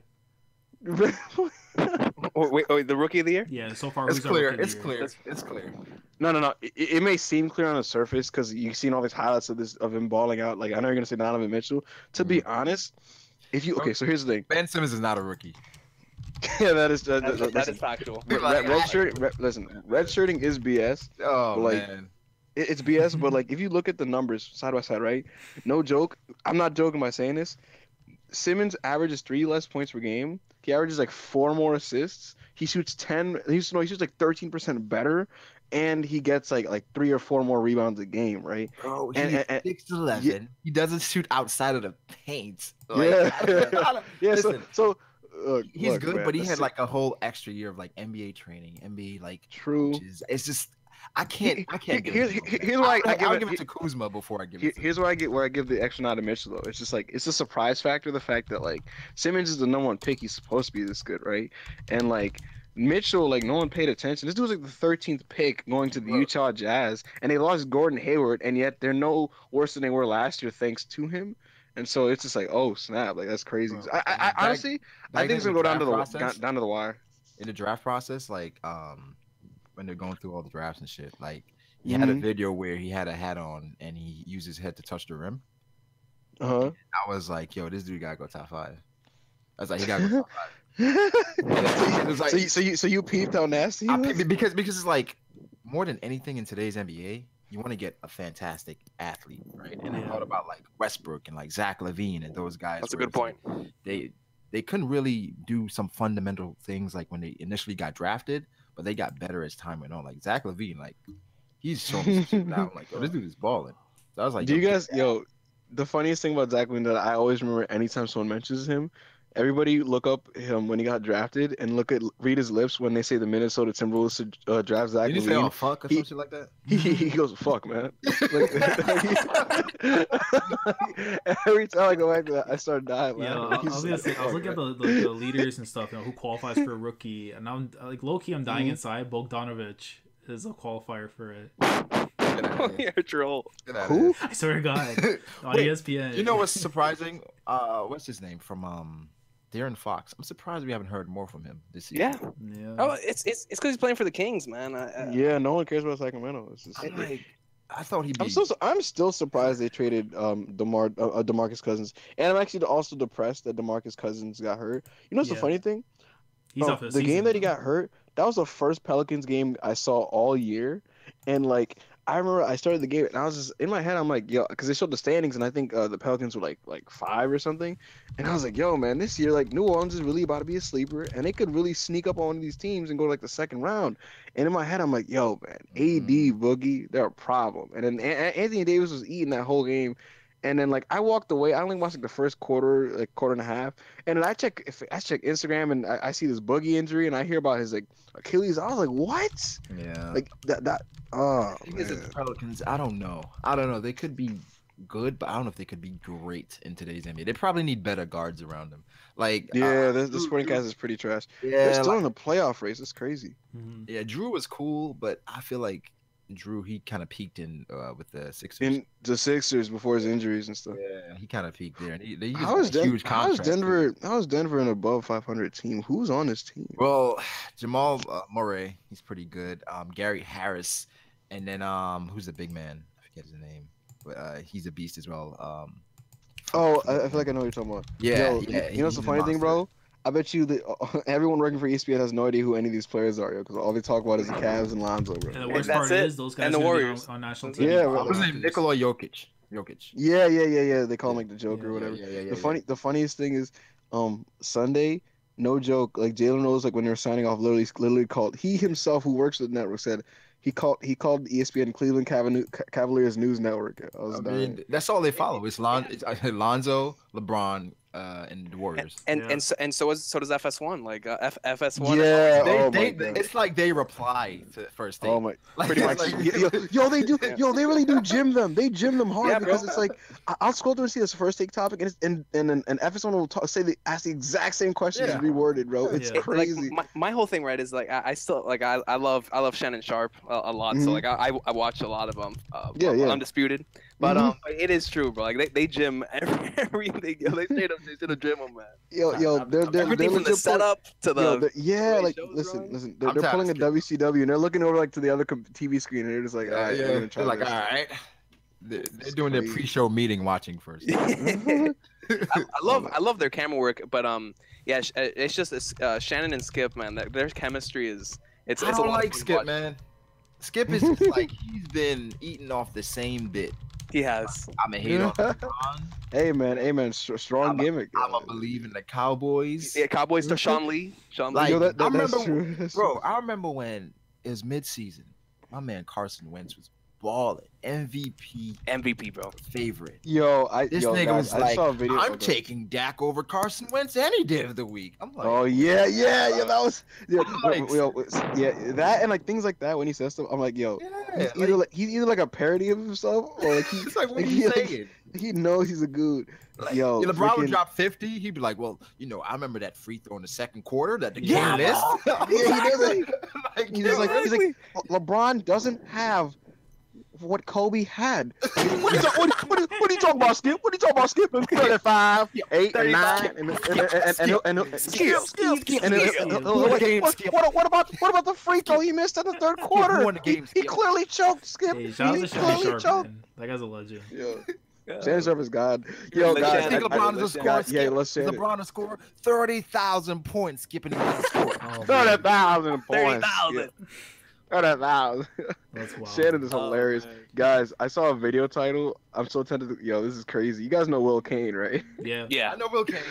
Listen, there's a video title on ESPN that they posted called Patrick Beverly calls in to tell Will Kane he knows nothing about basketball. Oh no. That's a shoot? Yeah. Not Patrick Beverly. Patrick Beverly. The thing is, Patrick Beverly, he doesn't sound like how he looks. Really? Like, no. When I see his face, like, I thought he'd be like, real talk gangster nigga, what I'm talking about? Like, very well spoken. Really? you see him throwing up like the Crip sign, and you hear him like, wow. he won the game. He's like, we executed well. I think that. I'm like, who is this man? It's like a different person. Yo, you know what that reminds me of? Because I'm a Knicks fan. Like, if you look at Charles Sprewell, he looks like a dude who literally shoot up your crib, right? Yeah. And like, and in his interviews, like if you go to like a clip of his games and stuff, like post-game interviews, he's like, yeah, I think we we played some hard defense, and I just I wanted to be a spark plug off the bench, and Hey, bro, Sprewell used the ball, bro. Sprewell's a monster. Sprewell's a monster. Yeah. He looked like a street baller too, yo. Like he didn't tuck his jersey in, bro. So on a fast break, his jersey's just blowing in the wind. It was hilarious. Bro. I mean, that's like what's the name? Drake in interviews, man. Yep. Like Drake just yo, Drake's voice he's just like, yeah, I'm repping the city, Toronto, and the Raptors are balling right now. San Francisco. OVO. KD, OVO all day, eh? Yeah. He's not Toronto. Let's be honest. He said he's not. Oh, but last being a Canadian, how do you feel about Drake? How do your people feel about Drake? You think he's a fake Canadian? Is he hopping on the wave because the Raptors are hot? Like, you know what, man? Wait, Laz, you gotta respect because Drake kind of made Toronto like the poppin' place to be. That's Vince Carter made Toronto pop. Vince Carter, there you go. Nah. Ibou knows. Vince Carter, Vince Carter, yo. Vince ain't want to be in Toronto, man. The whole world knew what Toronto was. I think like at this point, like people look at Toronto differently because of Drake. I think Toronto is viewed like in a whole different light. Obviously not just Drake because he got a weekend and shit like that, Tory Lanez. But I feel like it's viewed a lot differently than before Drake. I was watching a video showing like the Canadian equivalents to like American things, and there's things like going from like the Canadian version of MTV to this network and that thing, right? And when I went to New York City, it just said Toronto. I was dying. and it showed an Asian dude with an OVO hat, like looking like a hipster. It was funny. I think it said Chris Bosh made Toronto. What? Chris Bosh. Listen, I'm not gonna lie. They had some dudes that after like Bosh, Wade, and LeBron went to Miami. It's like, yo, who's that other dude with him? They didn't know who Chris Bosh bro. was. Are you talking about Andre? I thought you were talking about the Andre Bargnani era Raptors. Bro, I'll tell you this though, bro. Down here, it was either a 6 or a 3, bro. That's all you saw. There was never a 1, bro. Everybody had either a 6 jersey or a 3 jersey. Yeah. Don't even bring up Bargnani, man. This guy moved like the units when it came to like Unico Pasta and shit on TV. Bro, listen. I remember the day the Knicks traded for Bargnani. Like we traded Steve Novak for Bargnani. Like I was so depressed, yo. Yo, legit. People were calling me, like, bro, Bargnani's nice. He averages like 16 a game, yo. You're getting mad that we traded Novak. I was like, bro, this is gonna be so trash. Just watch it. That nigga is so ass. And they're like, nah, bro. And I remember like the first few games, I was just like, hell no, this doesn't work, bro. This slow ass, no defense ass. Like, I was like, where soft is he touch jumper. What I don't understand is how the league keeps like missing on like players that obviously, based on like how things are going currently, you can expect them to be good. Like I remember when Devin Booker was getting drafted. Yeah. I was like, you got to take him top 5. Like after you see how Clay turned out, and he's pretty much Clay, but a bit more athletic and can actually dribble. Like you got to take Devin Booker. He falls. It's so crazy that this dude dropped 70 points. Yeah, bro. Yeah. And it was how did that happen? Only a little bit, bro. That's it. Like you almost never saw anything. They're just like, yo, so the Phoenix Suns, let's tune in real quick. Top 10 play here. Devin Booker, one of his plays from his 70-point game. Anyway, moving on. Dak Prescott and the Cowboys. Like, damn, like this nigga just dropped 70, bro. Yeah, he can shoot. Like when you can shoot, that like anything is possible, man. Like I think that is true. That's why Marco Fultz, he's kind of screwed right now, man. You got to find a shot. Like that's why Lauri Markkinen. He's gotta go on a time skip or something, man. I don't know. Yo, he's Lauri Markkinen like is becoming a Twitter meme because like, there's so many if you go like to ESPN tweets and stuff about like rookies or whatever, you'll just see like random trolls or shit posters on like the comments going Markkinen better. It's so funny. Oh man, like Ben Simmons, 17 points in the first half. They're like Markkinen stomps. Nobody saw Booker doing this. No, nobody saw Booker dropping 70 points, but I thought like he would at least play. Like that's what I thought. At least Clay. Yeah. Because of how well he could shoot. It still shocks me like how trash the Cavs pre-trade like became. Because it's like I remember going into the season, I was like, yo, man, they got a complete full roster stack with dudes like real. I was like, yo, Cleveland right now.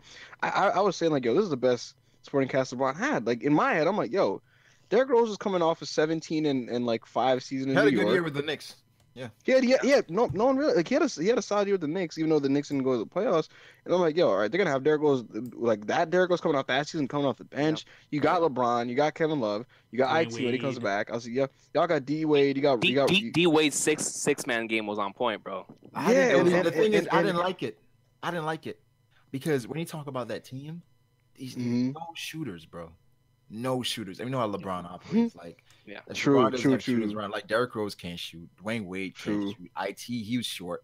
Like, the meme on Crowder and Green are like slashers and stuff. Like, and Crowder, I don't know, but I'm like, yo, was this dude unathletic? Listen, Crowder. Listen, Crowder, what happened in this year is what happened to those NBA All-Stars in Space Jam. Oh my God. That's factual. He lost, like, it's no, like, I was like, because last year I was like, yo, Jay Crowder's really becoming a nice player. And then like when he came to the Cavs, I was just watching him. I was like, yo, what happened to this dude? This is like a legit D leaguer. Remember the first game? Remember the first game they played together versus the Celtics? Yeah. What about it? They won that game. Everyone's like, oh my God, this team, it looks unstoppable. And this is just the beginning. I'm like, wait. Oh yeah. Just like whenever IT played his first game. It's the beginning of a good journey. Yo. Yeah. I'm like, yeah. I'm like, but IT can't play defense. Like they had to hide him in Boston. In Boston, they had a great defense. A great system. Yeah, they had great defensive scheme over there, and they still had to hide him. So it's like, yo, honestly, didn't the Celtics win the first playoff game when IT he sat out? And that's when I think so. They started. Like, I'm not sure.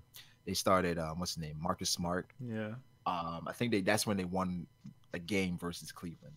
Yeah, because Smart was starting actually sat out. Oh, they did beat Cleveland in that game. But yeah, I was gonna say IT sat out because because they were just attacking IT in the series because he can't stop anybody. I know everybody saw the clip versus I think it's Jeff Teague coming down the lane and IT was just like can't do nothing about that. I'm short. What do you want me to do? Hey man, you take a charge, you're gonna bust your hip. It's like, hey, it's a contract season. Like, I'm trying to ball out. I want him to get paid because if Drew Holiday can get a lot, like 100. That is a sad thing where it's like he does deserve a decent contract for his service because he's never gotten a big payday, and there's so many bum ass players in the league who's gotten massive contracts. Nicholas Batum, he fell off. Yo, his Portland days, he was so dirty. Like, what happened? When you got Damian Lillard and McCollum next to you, like you got a bunch of. You play with Kemba. I mean, Kemba's cool, but Yo, nah, I'm gonna be a throwback. Yo, y'all remember y'all. I was gonna say, Silva says that Dirk shooting over IT was the funniest shit he've ever seen. Wait. You did Dirk? Come on, Dirk. Dirk shot over. Did you see Dirk grabbing IT? It was like, yo, this is I didn't see that. Like, he just grabbed it like he was a son in him, bro. Like he's so much. And the meme on Twitter where someone photoshopped IT look small as hell. And he's trying to block. Have you guys seen the meme of IT driving on the road on the phone? Oh no! And the people make the meme as if like it was like he's like this dark agent sent from Danny Ainge and stuff. He's like, Danny, I got him. Yeah. He's like, hey, yo, Daddy, I fucked the Cavs like you wanted me to, bro. Like the meme is so funny, bro. Like he's just holding his phone out like it's on speaker. He's just driving with his hand on the wheel. His man was like, hey, yo, Daddy, I got him, Danny. Bro, that there was one video I saw on Twitter where it was LeBron in the locker room after the announcement went out that everybody got traded, bro, and it showed the way that he spoke to everybody, but it was like a parody. That was one of the funniest videos I've seen. The one I saw was hilarious. Was like LeBron and Wade on the bench, and oh yeah, I know. Glad we got these bums out of here. And then he just looks at him. LeBron's looking at Wade like, you next. What are you talking about? Yo, listen, bro. Freaking that whole day where like I woke up just as all those cast changes was happening, and I was just on Twitter, and like every time I refreshed, I was just like, yo, what is happening? I'm like, shit, who else? Yo, I thought DeAndre Jordan was coming, to be honest. Yeah, bro, that's what I thought. When it said Wade back to Miami, I just bursted out in laughter. Like, it was crazy. I was like, you have no idea. Because what happened was that DeAndre was gonna go there, but they needed a third team, from my knowledge. Yeah. So that's why they didn't work. But now I like Larry Nance, man. Me too. I like what I'm seeing from Larry Nance. Me too. I like what's his name as well from the Lakers. Clarkson. Not even Clarkson. Jordan Rodney Hood. I like Randall. I know a lot of niggas don't like Randall. But I'm like, if you can like just reel him in a bit, like the dude could be really good. Yeah. He has this kind of tough mentality that you can see on the court, right? Yeah. And I was gonna say, but I remember when I was seeing Randall, I was like, yo, this is like KG with no talent. This is crazy. KG with no talent, bro. like he out here barking, getting rebounds and getting and ones, and he has that face. It's like yeah, nigga. And I'm like, yo, but like you're not nice like that. Bro. Like, I think as he gets better in his career, he's gonna be like a key piece to like a championship team. Like honestly, I think he's gonna be great. Yeah. Like, Yo, T-Max is savage, yo. I'm seeing the video titled Tracy McGrady on Utah Jazz's win streak. They're not even in the playoffs. and the thumbnail picture of his faces looks so funny. Like I don't know, but the Jazz, did you really expect them to make the playoffs? No. You didn't. I mean, right now, I I wouldn't be surprised if they make it though at this point. Yo, I don't know. Maybe, but yo, I got a question for y'all. What do you guys think about Nick Wright? So let's end the stream. I don't even know who the hell that is, but Laz, Laz. Your life will be your day will be worse looking up this man. So I'm not gonna be doing that. So. This man is a mark, bro. I saw somebody is a mark, dude. Like, Wait, is the greatest of all time over MJ. I'm like, yo, have y'all seen his Twitter, bro? Like, it's wild. When I read his tweets, I'm like, yo, I think he actually might be gay. Like, I think like, bro, I legit think that sometimes Chris Carter will like look across the room and be like, bro, what's this nigga doing, bro? Like, what we got going on, bro? You know what's funny? I didn't realize Chris Carter wasn't on ESPN until I saw that show. I was like, oh shit. Also, he left. Like, wasn't he talking NFL? I'm like, he's been. I see him in a minute. He's been Mike every morning. This guy, bro. Look guy's a bum, bro. Look at this. Yeah, he's on Chris Carter every morning, bro. Yo, besides a few retweets, almost every tweet of the last like month is LeBron related. It's insane, bro. It's like, but FS1 is literally like the bootleg ESPN. Like they got Chris bro. Yeah, bro. Every time, Chris Broussard, the comments be killing me every time I see him because they're all like LeBron, like in the comments. Yeah, like names, like his voice. The way he talks and stuff. The only thing the only reason why I mean, obviously, I know they're not beating Golden State, but I think that they're coming out of like his voice. I love how he imitates it. Colin Coward's a goon too, yo. If you actually watch his takes on his radio show, bro, he has like the worst analogies and stuff. Like, and this man's a massive flip flopper, and people always call him out on it because yo, a month ago he legit was kind of like trying to make an argument about how like IT is not that much like far off from Kyrie like skill wise, right? And then he goes from that to 1 month later, like yesterday, he's like, Isaiah Thomas, is it time to just realize he's a great story, but not a great talent at all, and there's no fit for him. He does that all the time. It's funny because he's like, and I was like, yo, my dude, you just said he was as good as Kyrie a month ago. Like, damn, bro. Yeah, he like, talks into silence and he waits for like a response. Yeah, bro. This man, but if you watch this, bro, like he makes these long analogies to build it to a basketball point, and they're always so bad. Like they're always so bad. I think it's and then that's why Yeah. But Nick Wright is just like this man. Like, it's just crazy, yo. Like, the thing is, like Kyrie is, he's like a magician, bro. Kyrie's a monster. Like he's just magical. I love watching him play basketball, bro. Honestly, Kyrie is the best ball handler. Like I rewatched the You really think ever? Real talk? Oh, ever? Ever in the NBA. I'm not like you got. Let me in the NBA. Let me pull up some. You know the best part about bro, Kyrie? Even AI was like, yeah, Kyrie's that nigga. You know the best part about Kyrie was like, yo, because Kyrie's that guy. Would you say more than Prime Isaiah, bro? Too? Prime Isaiah?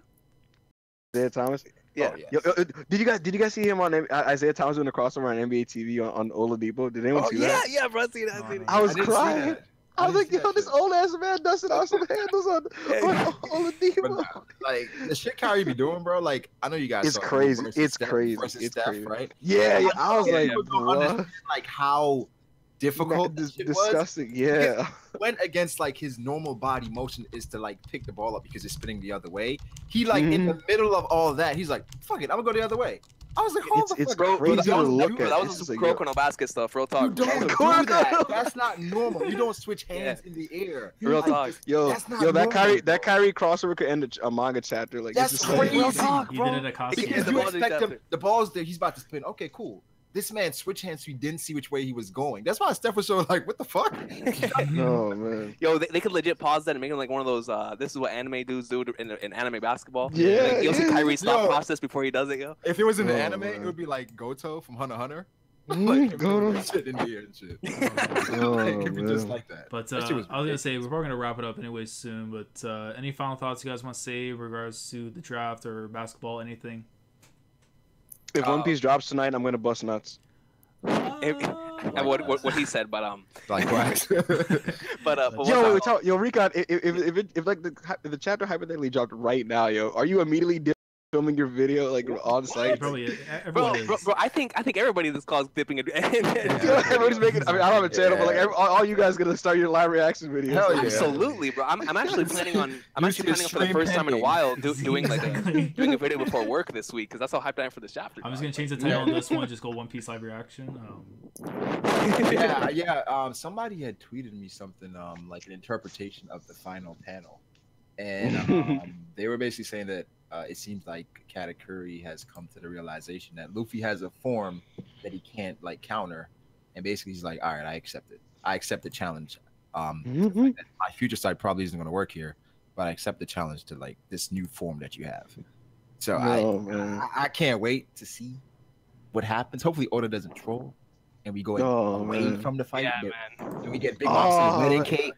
Do you remember the Gear 4 chapter? Not only did we wait an extra week for it, started off with like pages of people running from bird cages. Viola. I remember we started off with Viola. And I was like, Oda, don't do this to me this week, bro. Like, come on, you better. And then immediately when it cuts to Doflamingo in that really detailed panel of him smirking, and he's just like Gear 4, and I was like, let's bro, go. I'll tell you this, Ibou, bro. I've been in the anime community for many years. And that was the day that the earliest I ever saw like videos, bro. Because I recorded mine right after I woke up. Sawyer did his right after he woke up. I think K-Wall did too. Zoro. I was like, bro, this is King crazy. Ryan's always late, yo. He's always late too. Like everyone got their videos mad early that day.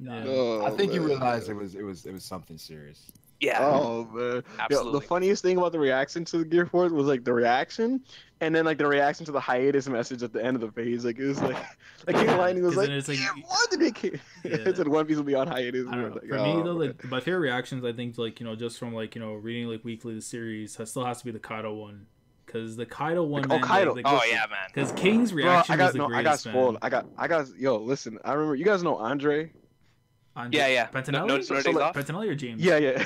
Oh, okay. Andre James, a black dude, right? Yeah. It's like this dude legit like just PMs me. He's like, yo, do you read One Piece spoilers? I was like, no, I never read One Piece spoilers. He's like, yo, just check this panel out. I was like, bro, is it crazy? And then like he's yo, just look at this panel, and all I see is like super raw, dusty looking image of that final panel, that chapter of Kaido in front of the three dudes. Yeah. And I was just like, yo, I don't even know who that is, but I'm sweating.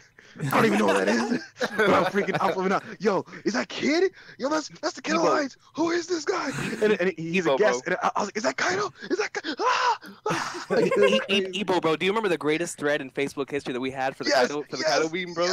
Yeah, we were marking out so hard for hours that day. Yo, it was an all-day celebration of that chapter. Like, cause, bro, but I remember someone posted the chapter in Chinese, yo, and I was like, yo, I read this chapter, and then we were like, holy shit, Sanji, bro. Like, it was like, bro, I remember Zaki telling me that to get off Facebook quick because everybody's supposed to start putting the profile picture as the profile picture, like him and Marvin, like everybody put their profile picture, right? So they told me to get off Facebook. I was like, all right, bro, I got you. So when I got back on, I saw everybody with the Kaido pic. I was dying of laughter, bro, because it was a Kaido pic whenever he's looking out, and it's just a big black blob. He's looking out. I was lying. Yo, bro, the narration was hyping it so much, bro. Yeah, that chapter was clean, I watched dude. so many videos on that. Yeah, I did too, bro. Yeah, Yo, dude, man. I'll tell you, bro. I legit like the reason why my shirt was off in that video is I was sweating like a madman, bro. Oh yeah, I was sweating like you a took your shirt madman, off. bro. Yo, you took your shirt. Kaido had your boy sweating hard, bro. Bro, does that video still exist, or wasn't that on like your old channel? It was on the old channel, bro. It's gone then from history. I asked... No, it should be in Jorsey's video because it's Jorsey still did a Jorsey's compilation. video. Yeah, Jorsey did a compilation of the community's I reaction. remember that. But that's the famed Sanji kick, right? Yeah, it is. I remember that shit. Against Sheepshead. Yo, man. We had the return of Sanji because we haven't seen that dude in like a year. Oh, man. I marked out so hard. Yo, another chapter that I remember waking up really, really early for because people were telling me to get up was for 801, man. 801, I did like a 5-hour stream that morning, bro. Was that the Throne Wars thing? Yeah, the Throne Wars Ringo... speech and then the wanted alive and for Sanji's poster. Oh yeah, I was marking out like a madman. Oh yeah. That's the thing about Dressrosa. Like even as much as people complain, there was so many really hype chatters that got the community exploding, right? Yeah.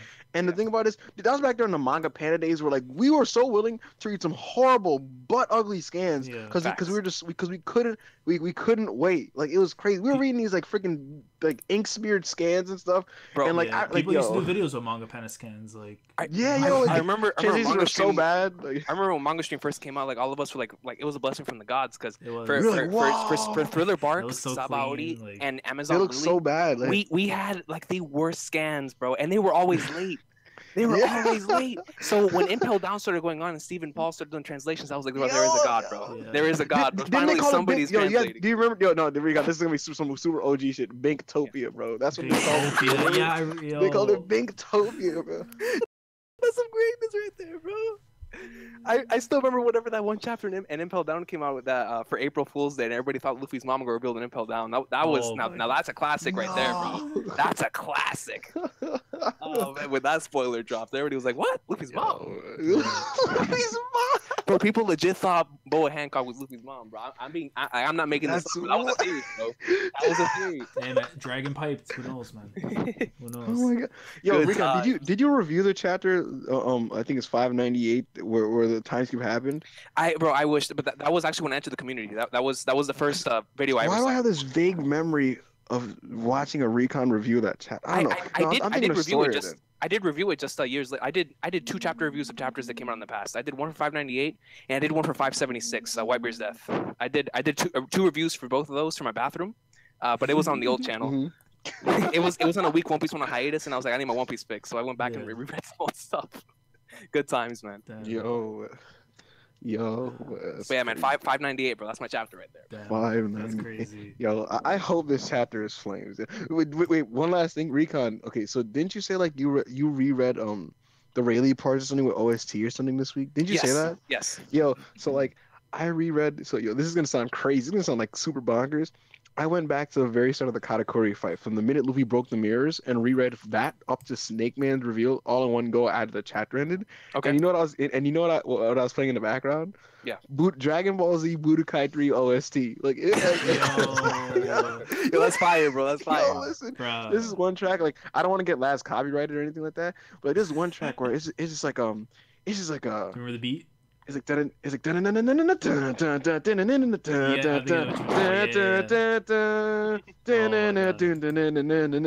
I'm playing that as like Luffy's doing these like gigant like pistols and shit, and using these mochi fists and like strength mochi. I was like, yo, this is amazing. Yo, grown men throwing hands. You know what I like about this though is like, you know, especially how the anime's been handling content and stuff. I think they're gonna really do a good job when it comes to like, you know, handling like these. Yeah, I think Toei's gonna flex up. I think Toei's gonna flex up on it. Especially since Dragon Ball's not gonna be around at that time. It's gonna be Kitaro. But they're gonna be working on the movie still. But I think the movie will be finished by the time they get to Luffy's. But yeah, but I think the main focus will be straight up on One Piece because I know they have a few other series that are going on too. But like I think at that point you could take care of your cash cow if anything. Like yeah, it's One Piece, the Dragon movie, and Kitaro. Those are 3 things. Yo, man.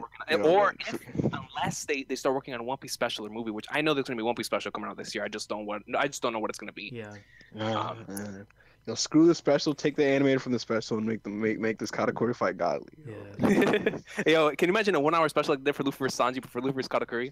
Like this portion of the fight. They have to. They may do that. They may do that, to be honest. Bro, I forgot, and freaking what's it called? Carrot's Moonlion transformation. Yo, that animated might be fire. It might be fire. There's gonna be a lot of fire stuff incoming. I can't wait to see Sanji's dodge in the anime because I'm gonna have that as a GIF. I'm gonna have that as a GIF like on my Facebook profile picture. Then be Sanji dodging Katakuri. I was talking to my boy. Shakir because after we read the chapter, I was hyped about the Snake Man thing. He's like, yo, do you realize like Sanji might just like body a fleet? Like he's gonna body a like, fleet, bro. And he's like, yo, all people talking shit about Sanji. Come on now. Don't hype him up so much. Yo, bro, they're gonna book him strong last. They're gonna book him strong last. That's right. Bro, Vince would not even book that. Gonna knock him out with King Hockey. They gotta put over. They're gonna put over Sanji. King Hockey knock him out. Vince would never book Sanji. Okay. Guys, could you imagine Sanji jumping off that carpet, skywalking in midair as the fleet is below him, and just doing like a massive like flaming kick or some crazy shit? It's an oven. They have oven on his knees, bro. Could you imagine like Sanji simultaneously fighting all these dudes? We cut back to Luffy going ham, and when the dust settles on both sides, you just see both men walk off, like then meet up with each other, and they have like blood in their faces, and they're just like, like real men, dog. You know, grown. You know the crazy thing fire clones. I remember we were talking. I think we talked. No, and also the Vince folks are probably gonna back him up, but still, like he's still gonna take out a fleet, bro. I'm telling you, he's gonna take out a fleet. They're gonna book him strong, bro. They're gonna book him strong. Sanji's gonna end his fight versus Snack saying, "I should have been a part of the worst generation." Yo, he says that, and Zoro's gonna be like, "What?" He's gonna be like, "Huh?"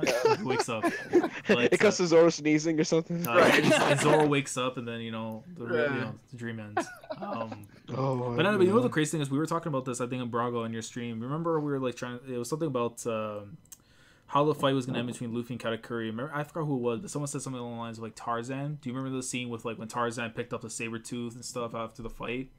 And that would be Luffy lifting up Katakuri. So Katakuri's first coming out of the mirror, and then it's like his not his corpse, but his knocked out body. And then Luffy just comes up and kind of does like almost like with Chopper. Remember like when he lifted up the flag on Drum Island, but it's a similar situation. But instead he's lifting up Katakuri's body after like knocking him out.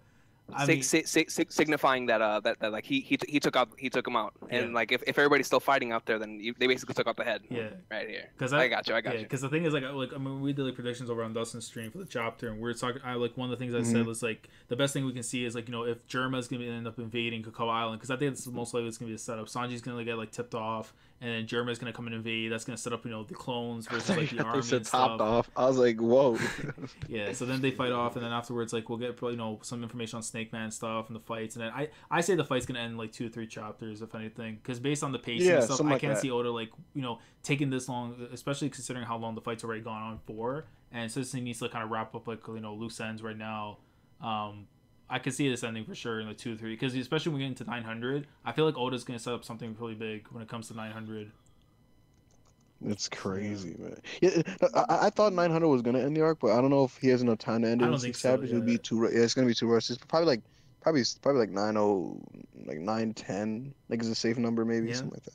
Well, I mean, Brago, you and I picked 905. I think was the end of the arc, right? So what for Recon? I mean, you said you said 910, right? So Recon, what chapter do we say the arc ends? If you have to give me a number. All right, a number for what is this post as well? Like literally as they're leaving the island, like they're gone, like set sail. So after the post arc stuff, I'm gonna go ahead and I'll just go 5 chapters further than that. I'd probably say 9. Well, hold on, I gotta calculate by. You should count usually like historically with the series, right? How many chapters after the Luffy's final fight ends does the arc end? And like Dressrosa, like Doffy lost at 790 and the arc ended at 800. Yeah. And like Caesar Clown lost about 10 chapters before Punk Hazard ends. 690. Yeah. Yeah, around that. So yeah, it's usually Oda usually does like an additional 10 chapters to tie everything up after the last fight. I think I kind of want to see 905 because hey, watch out. I kind of. All I saw was a video title that says, "I am already loving this arc. Promise Neverland." So. Oh yeah, Neverland greatness. But the reason why I want to see 905 is because of the very reason, Ibou. Because I think this is gonna be. It's not gonna be like a usual post arc. We're gonna be getting out of here. So after the end of this fight, I do see us quickly not quickly, but I remember somebody bringing up the possibility of us like transitioning back and forth between the beginning of the Reverie and then the ending of Whole Cake. I can actually see the arc ending at 905. That's actually a really good number. 905. If it extends to 910, just because of how long this arc is, I can see it. But I think 905 is a good number because I don't think it's going to take 10 chapters for us to get out, because this is an escape arc. Like, we need to get out of here. Yeah. Next chapter is going to be. I can see next chapter is 896 or 895. Yeah. So 10 chapters. Yeah, because most likely 900, especially counting breaks and stuff, 900 won't be until maybe I'd say like end of March, April. Yeah. You know what's funny? Recently I went on Manga, which has viz scans of One Piece, and I was rereading the last few chapters of Zou, and the chapters getting out of Zou that built up the Reverie, right? And I just got like hyped all over again because like I kind of forgot, like, oh shit, we saw Vivi. It showed Stelly from the Sabo flashback. Yeah. Yes. We saw I don't even remember. Freaking Hino was there, and and all these other characters. Like, yo, man, my body's ready, bro. And then it also, because I remember there was this one panel like where Nekomamushi was talking, and it had like the arrows, and it was showing like each faction. I remember it had like the Marky Rescue Squad, the squad that's already going to Wano, Cake Island team, and then the people who were staying on Zou. And it's just like, yo, man, Wano, like this, it's about to be crazy. Yo. Like, yeah, for me, Reverie and Wano, like, they're both going to be equally GOAT, but for different reasons. We have a lot of reason to look forward to the Reverie. There's going to be a lot of discussion in this community, I can tell you that. It's going to be a lot of fun watch. I think the first chapter of the Reverie is going to be one of those chapters that we never forget, because we're going to be seeing live streams like all over the place. Yeah, it's going to be fun just discussing the chapter, like it was the beginning of a new arc. And then right after Reverie, like last Reverie, the first chapter of Wano, I think it's gonna be another one of those moments to where like, yo, like it's getting real, because I think Reverie's gonna end on like one of those massive like holy flagnars that I'll tell you right now, I think if one of those moments is most likely to be voice entry stuff. I think we're like, I'm telling you, I think we're gonna learn something. I would mark out so hard, because you know the reason I say this, and I was saying this before, like, you know, in other streams and stuff, but like, because like where the government is right now, and like, you know, the Shichibukai system could be falling, you know, Big Mom could potentially be falling in this arc and stuff. They're gonna need to try and keep as many allies as they possibly can. Otherwise, they're on like the back end, and like pirates can just, you know, go up and cause a ruckus in the new world, and like there's no point, like no order and stuff. So I could see like to gain some trust, they're gonna like relay some information to those people and try to like, you know, garner support. And like at this time, like I think that, you know, we're at a point right now where like even with just a hint to the Void Century that can kind of like get people to kind of trust the government, because again, they're very sneaky stuff, you know, like. Yo, but here's the thing, yo, are we forgetting, bro? My man Fujichira's about to pull up and say, yo, man, we don't need Shichibukais no more. Yeah, I know. With the whole, this arc's gonna be crazy. Dragon's gonna pull an Obito. Like, Fuji may come, or you know, it may be a situation where it's already in motion. Like they already realize how chill the Shichibukai are for like the Marines. He may, I think right now he's doing other things. Like he's using this opportunity while he's free to do other things. I don't know. If they abolish the Shichibukai system, it's gonna be problematic for a few of them though. Like Hancock uses that position for certain like aspects. I forgot what exactly, but like, well, it's a protector island and stuff, right? Island, so without that, they're just gonna bombard it, like. Yeah, exactly. Like it's protected because of her positioning, but and then other people what's gonna happen, right? Because if that happens, then Luffy's gonna declare that his territory. Yeah, exactly. And she's gonna probably be part of the Grand Fleet technically in that form. So it's like you attack Hancock, then you got to go to war with. You got to go war with Straw Hats. Yeah. So you're one of them problems. You know, it'd be crazy though, because like I would love to see something like this happen. But can you see them like calling forth all like the warlords and stuff, and say like, you know, if they're gonna abolish the system, they might as well just try to capture them. Yeah, to kill them or something. That's how Luffy. You don't want to risk that at the Reverie. Yeah, you do that. Mihawk is taking at least. Yeah, bro, he's taking dubs. I mean, he's taking a couple heads, bro. He might split the damn island in half, bro. Just straight up. Yeah, he might.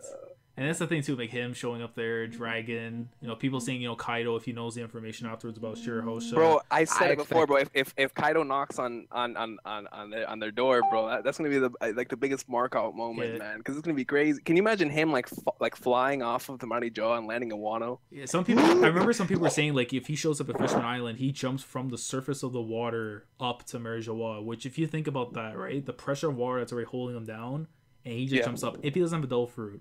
Right.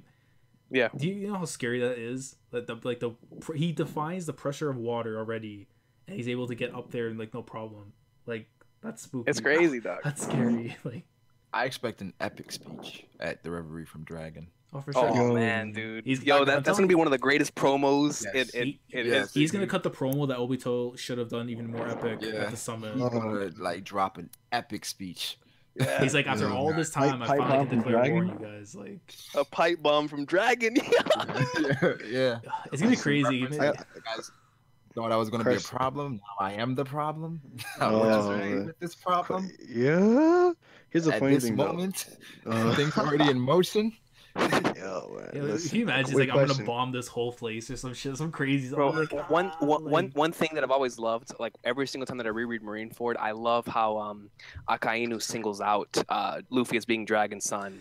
Because to me, that's what hypes up Dragon and Akainu meeting up. It hypes it up a lot because whenever he actually sees them, like this is the dude, bro. This is the most wanted guy in the world. Like this is the one dude you really want to take out. Well, I don't know if you guys probably slipped through his fingers a few times. Yeah, I think I don't know if you guys know this, but you know Sandman, apparently he relayed some information. I only know this like a couple weeks after it was put out, but apparently we're gonna like Oda's kind of teasing that we might see some information regarding like Luffy's birth and stuff. I'm gonna make a video. And then the thing is too, I didn't hear he's gonna tease regarding what? So like apparently the relationship. Yeah, the relationship. Like his. I can't wait. He wanted to talk about more like Garp and Dragon. Wait, and between who? Garp, Dragon. And then it went into details saying like how like Luffy's birth and stuff, which me and Recon talked about so many times. Whatever we saw like with him and Shanks, that's nothing. Like we don't know like how he got to the island, how he was left in the care of like Garp, what happened to the mom, like that stuff we're gonna know. And like again, I talked about Recon. We were saying about like Luffy's mom being like an actual celestial dragon, and like if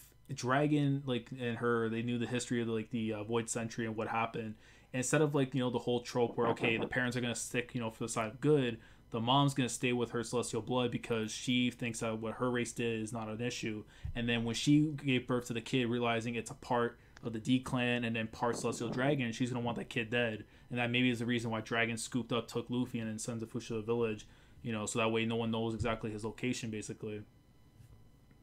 Crazy stuff, man. I'm telling you, bro. Yeah. Like when Laz dropped this theory on me, like I was mind blown the whole night.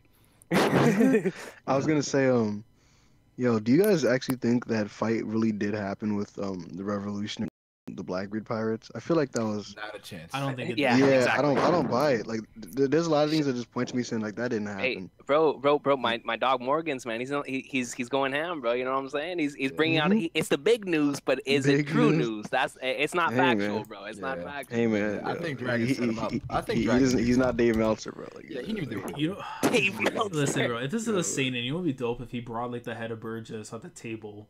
To show like he's playing, he's playing, not playing. That's some kingdom status things. That would be too gold, man. I don't know. Like, yo, could you imagine? Lazarino, bro. Silva's a sicko. This man put in the comments, in quotation marks.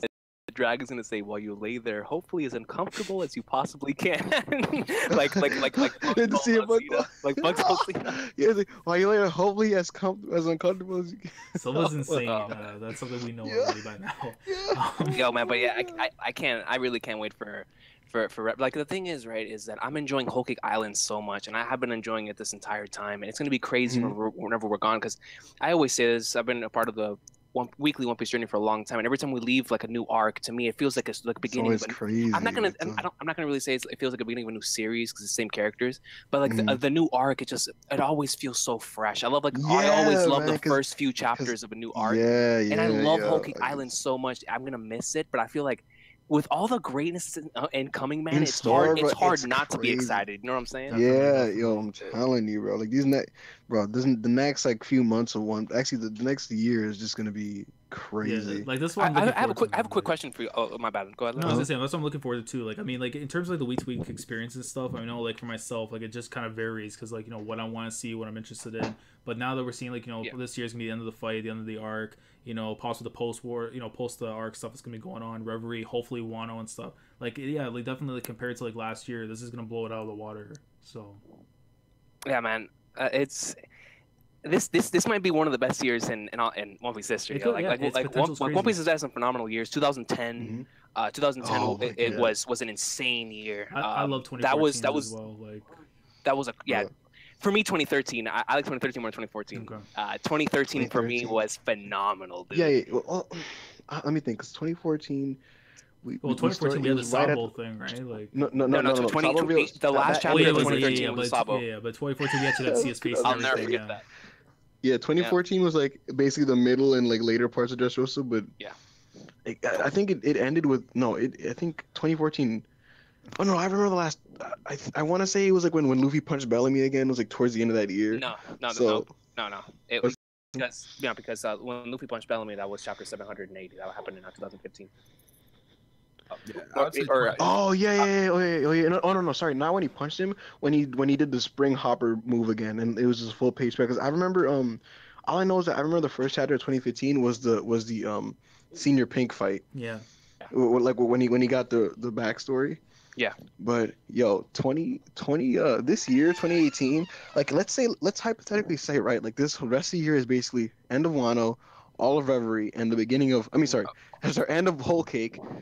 The whole Reverie, and in the beginning of Wano, this year might be like a god level year, bro. Like when you look back at it, dude, another year that was really like there was a couple amazing years. 2008 had like the really last part of Philip arc into Sabaody, into Amazon Lily, beginning of Impel Down. 2010 had everything from Ace's death up until the beginning of Fishman Island. Like that was a phenomenal year. Reading that weekly must have been a freaking trip, yo. You have no idea, bro. You have no idea. Bro, I didn't officially. Here's the thing. I was a One Piece fan in 2010. I didn't catch up because I was on and off watching the anime and reading the manga along with it and all that kind of thing. And I didn't catch up to weekly reading until Fishman Island ended. So like, and I remember like when I was getting through those portions, I was just so salty that like I wasn't caught up like 2 years prior. Like I was like, yo, man, this must have been crazy. It was, man. Like so many. One Piece is a lot of good years though, man. Another year like just recently, I think there's been a lot of really good ones just recently. I think 2015 was a really strong 2015, yeah, 2015 and 2016 were good. Yeah. 2015 was strong. End of Dressrosa and Zoe, really strong. Kaido reveal and Gear Fourth was in the same year. Yeah, man. Strong stuff. So yeah, we'll probably wrap up here because I know Dustin's gonna be streaming in like 5 minutes for the Anime March Madness. But appreciate you guys all for coming through. Of course, Recon, Ibou, Brago, I know Zoro. Hey man, no doubt, man. Dustin. I don't know how I keep ending up on all these streams with all these like powerful YouTubers though, but I appreciate it. You have clout, bro. Yeah, you're like the Dave Nelson 2.0 because we have Yonkou, but it works like that. But appreciate you guys coming through. I was saying. Oh no, I was just gonna say like I wonder when people are gonna catch on in comments like, yo, who is that guy? Like just like. Oh well, if you guys don't know, if you guys know Ibou, man, okay, I'm just a dude, yeah. Think of like the non-insane version of Silva, basically. Like that's the non-insane Silva. That's the only way we play. Silva's not insane. No, he's a good man. Only if he doesn't pick what I think he's gonna pick for his first chapter. If he picks that chapter, then he's an insane man. Yeah, it's true. Hey, but you know what? I respect him because he respects the GOATs, and that's Ronaldo. But facts. Hey, we won 3-1 today. 2 goals. Exactly. Doesn't matter how he gets it, he just gets it, man. CR7. Hey, man. But, appreciate you guys, of course, coming through. We had like a steady 40 people coming through, man. So the cloud in the stream was. That's not bad. It's not bad, and your channel's growing pretty nicely, bro. Yeah, man. Slow and steady wins the race, man. It's all about the journey, of course, and when we get there, we get that title shot, man. Bro, man. If this is 2012 with Laz's production on his channel, he'd be having like 10K subs easy. Yo. Absolutely. A lot more. I'm telling you. I'll say this though, just to end the stream in terms of like the community. Like I really want to sit down and talk to like some of the people who watch like a lot of our content, because for me, I think for people who watch like all the people in the community, this must be an amazing time, man. Like there is so much content being put on a daily basis from so many different channels in our community. It's kind of crazy. And then we're all like intersecting into each other's channels, freaking channel hopping from channel to channel. It's the Marvel universe, bro. It's the Marvel universe. It's crazy, dog, and it's so much fun. Like the fact that this stream by itself is happening. And then Dustin's about to have a stream here in a little bit. That is throwback. That is very throwback with stream hopping and that kind of stuff.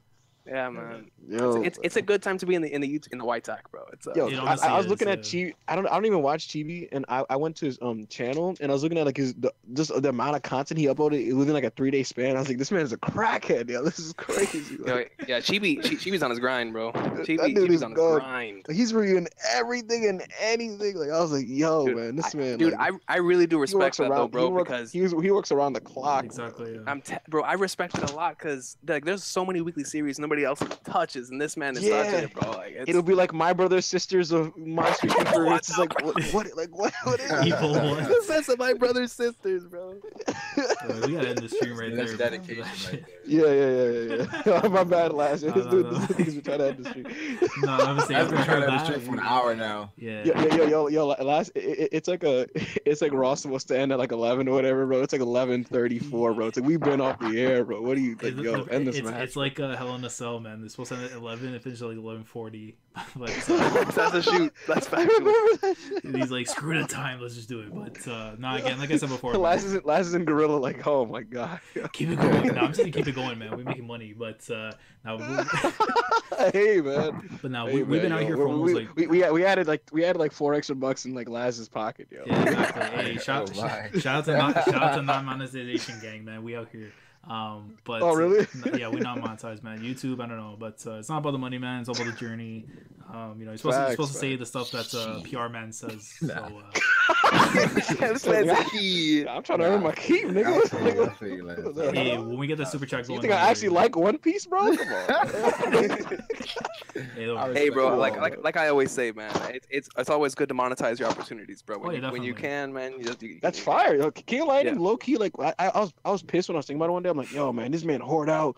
What the fuck? But I'm thinking about, I'm like, yo, man, this dude's living a life, bro. He could react reading One Piece and get bucks for it, bro. Like that's crazy. Yeah, bro. Hey, that's why I respect a lot of like everybody in the community, because I know they all put in work, man, and they did. Yeah. A lot of the long time good dudes who've been here around like 2010, 2011 and stuff, and now they're all like in the 100K. Even the guys that like just joined, like there's so much people putting in work on a daily basis. No, it's true.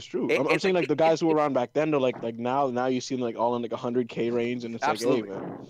Yeah. Like honestly, whenever I see other people grinding, man, it makes me want to grind, bro. It gets that competitive aspect of, you know what I mean? True. Like whenever I go on Brago's channel, bro, and I see this man putting out HD content, I'm like, man, I need some HD content, bro. I need to buy a new camera. Yo, when I see Brago's thumbnails, I'm like, my boy a graphic designer. Yeah. And then YouTube training, YouTube tutorials, they lit. Yo, Rick, the biggest community tragedy in my eyes, man, is that Shonen Jump Captain didn't continue those One Piece streams, and that when he deleted his One Piece streams, bro. That was so heartbreaking. I don't know why. He should have done that. That was the biggest tragedy. He just had a new vision in his mind in order to create like a new channel.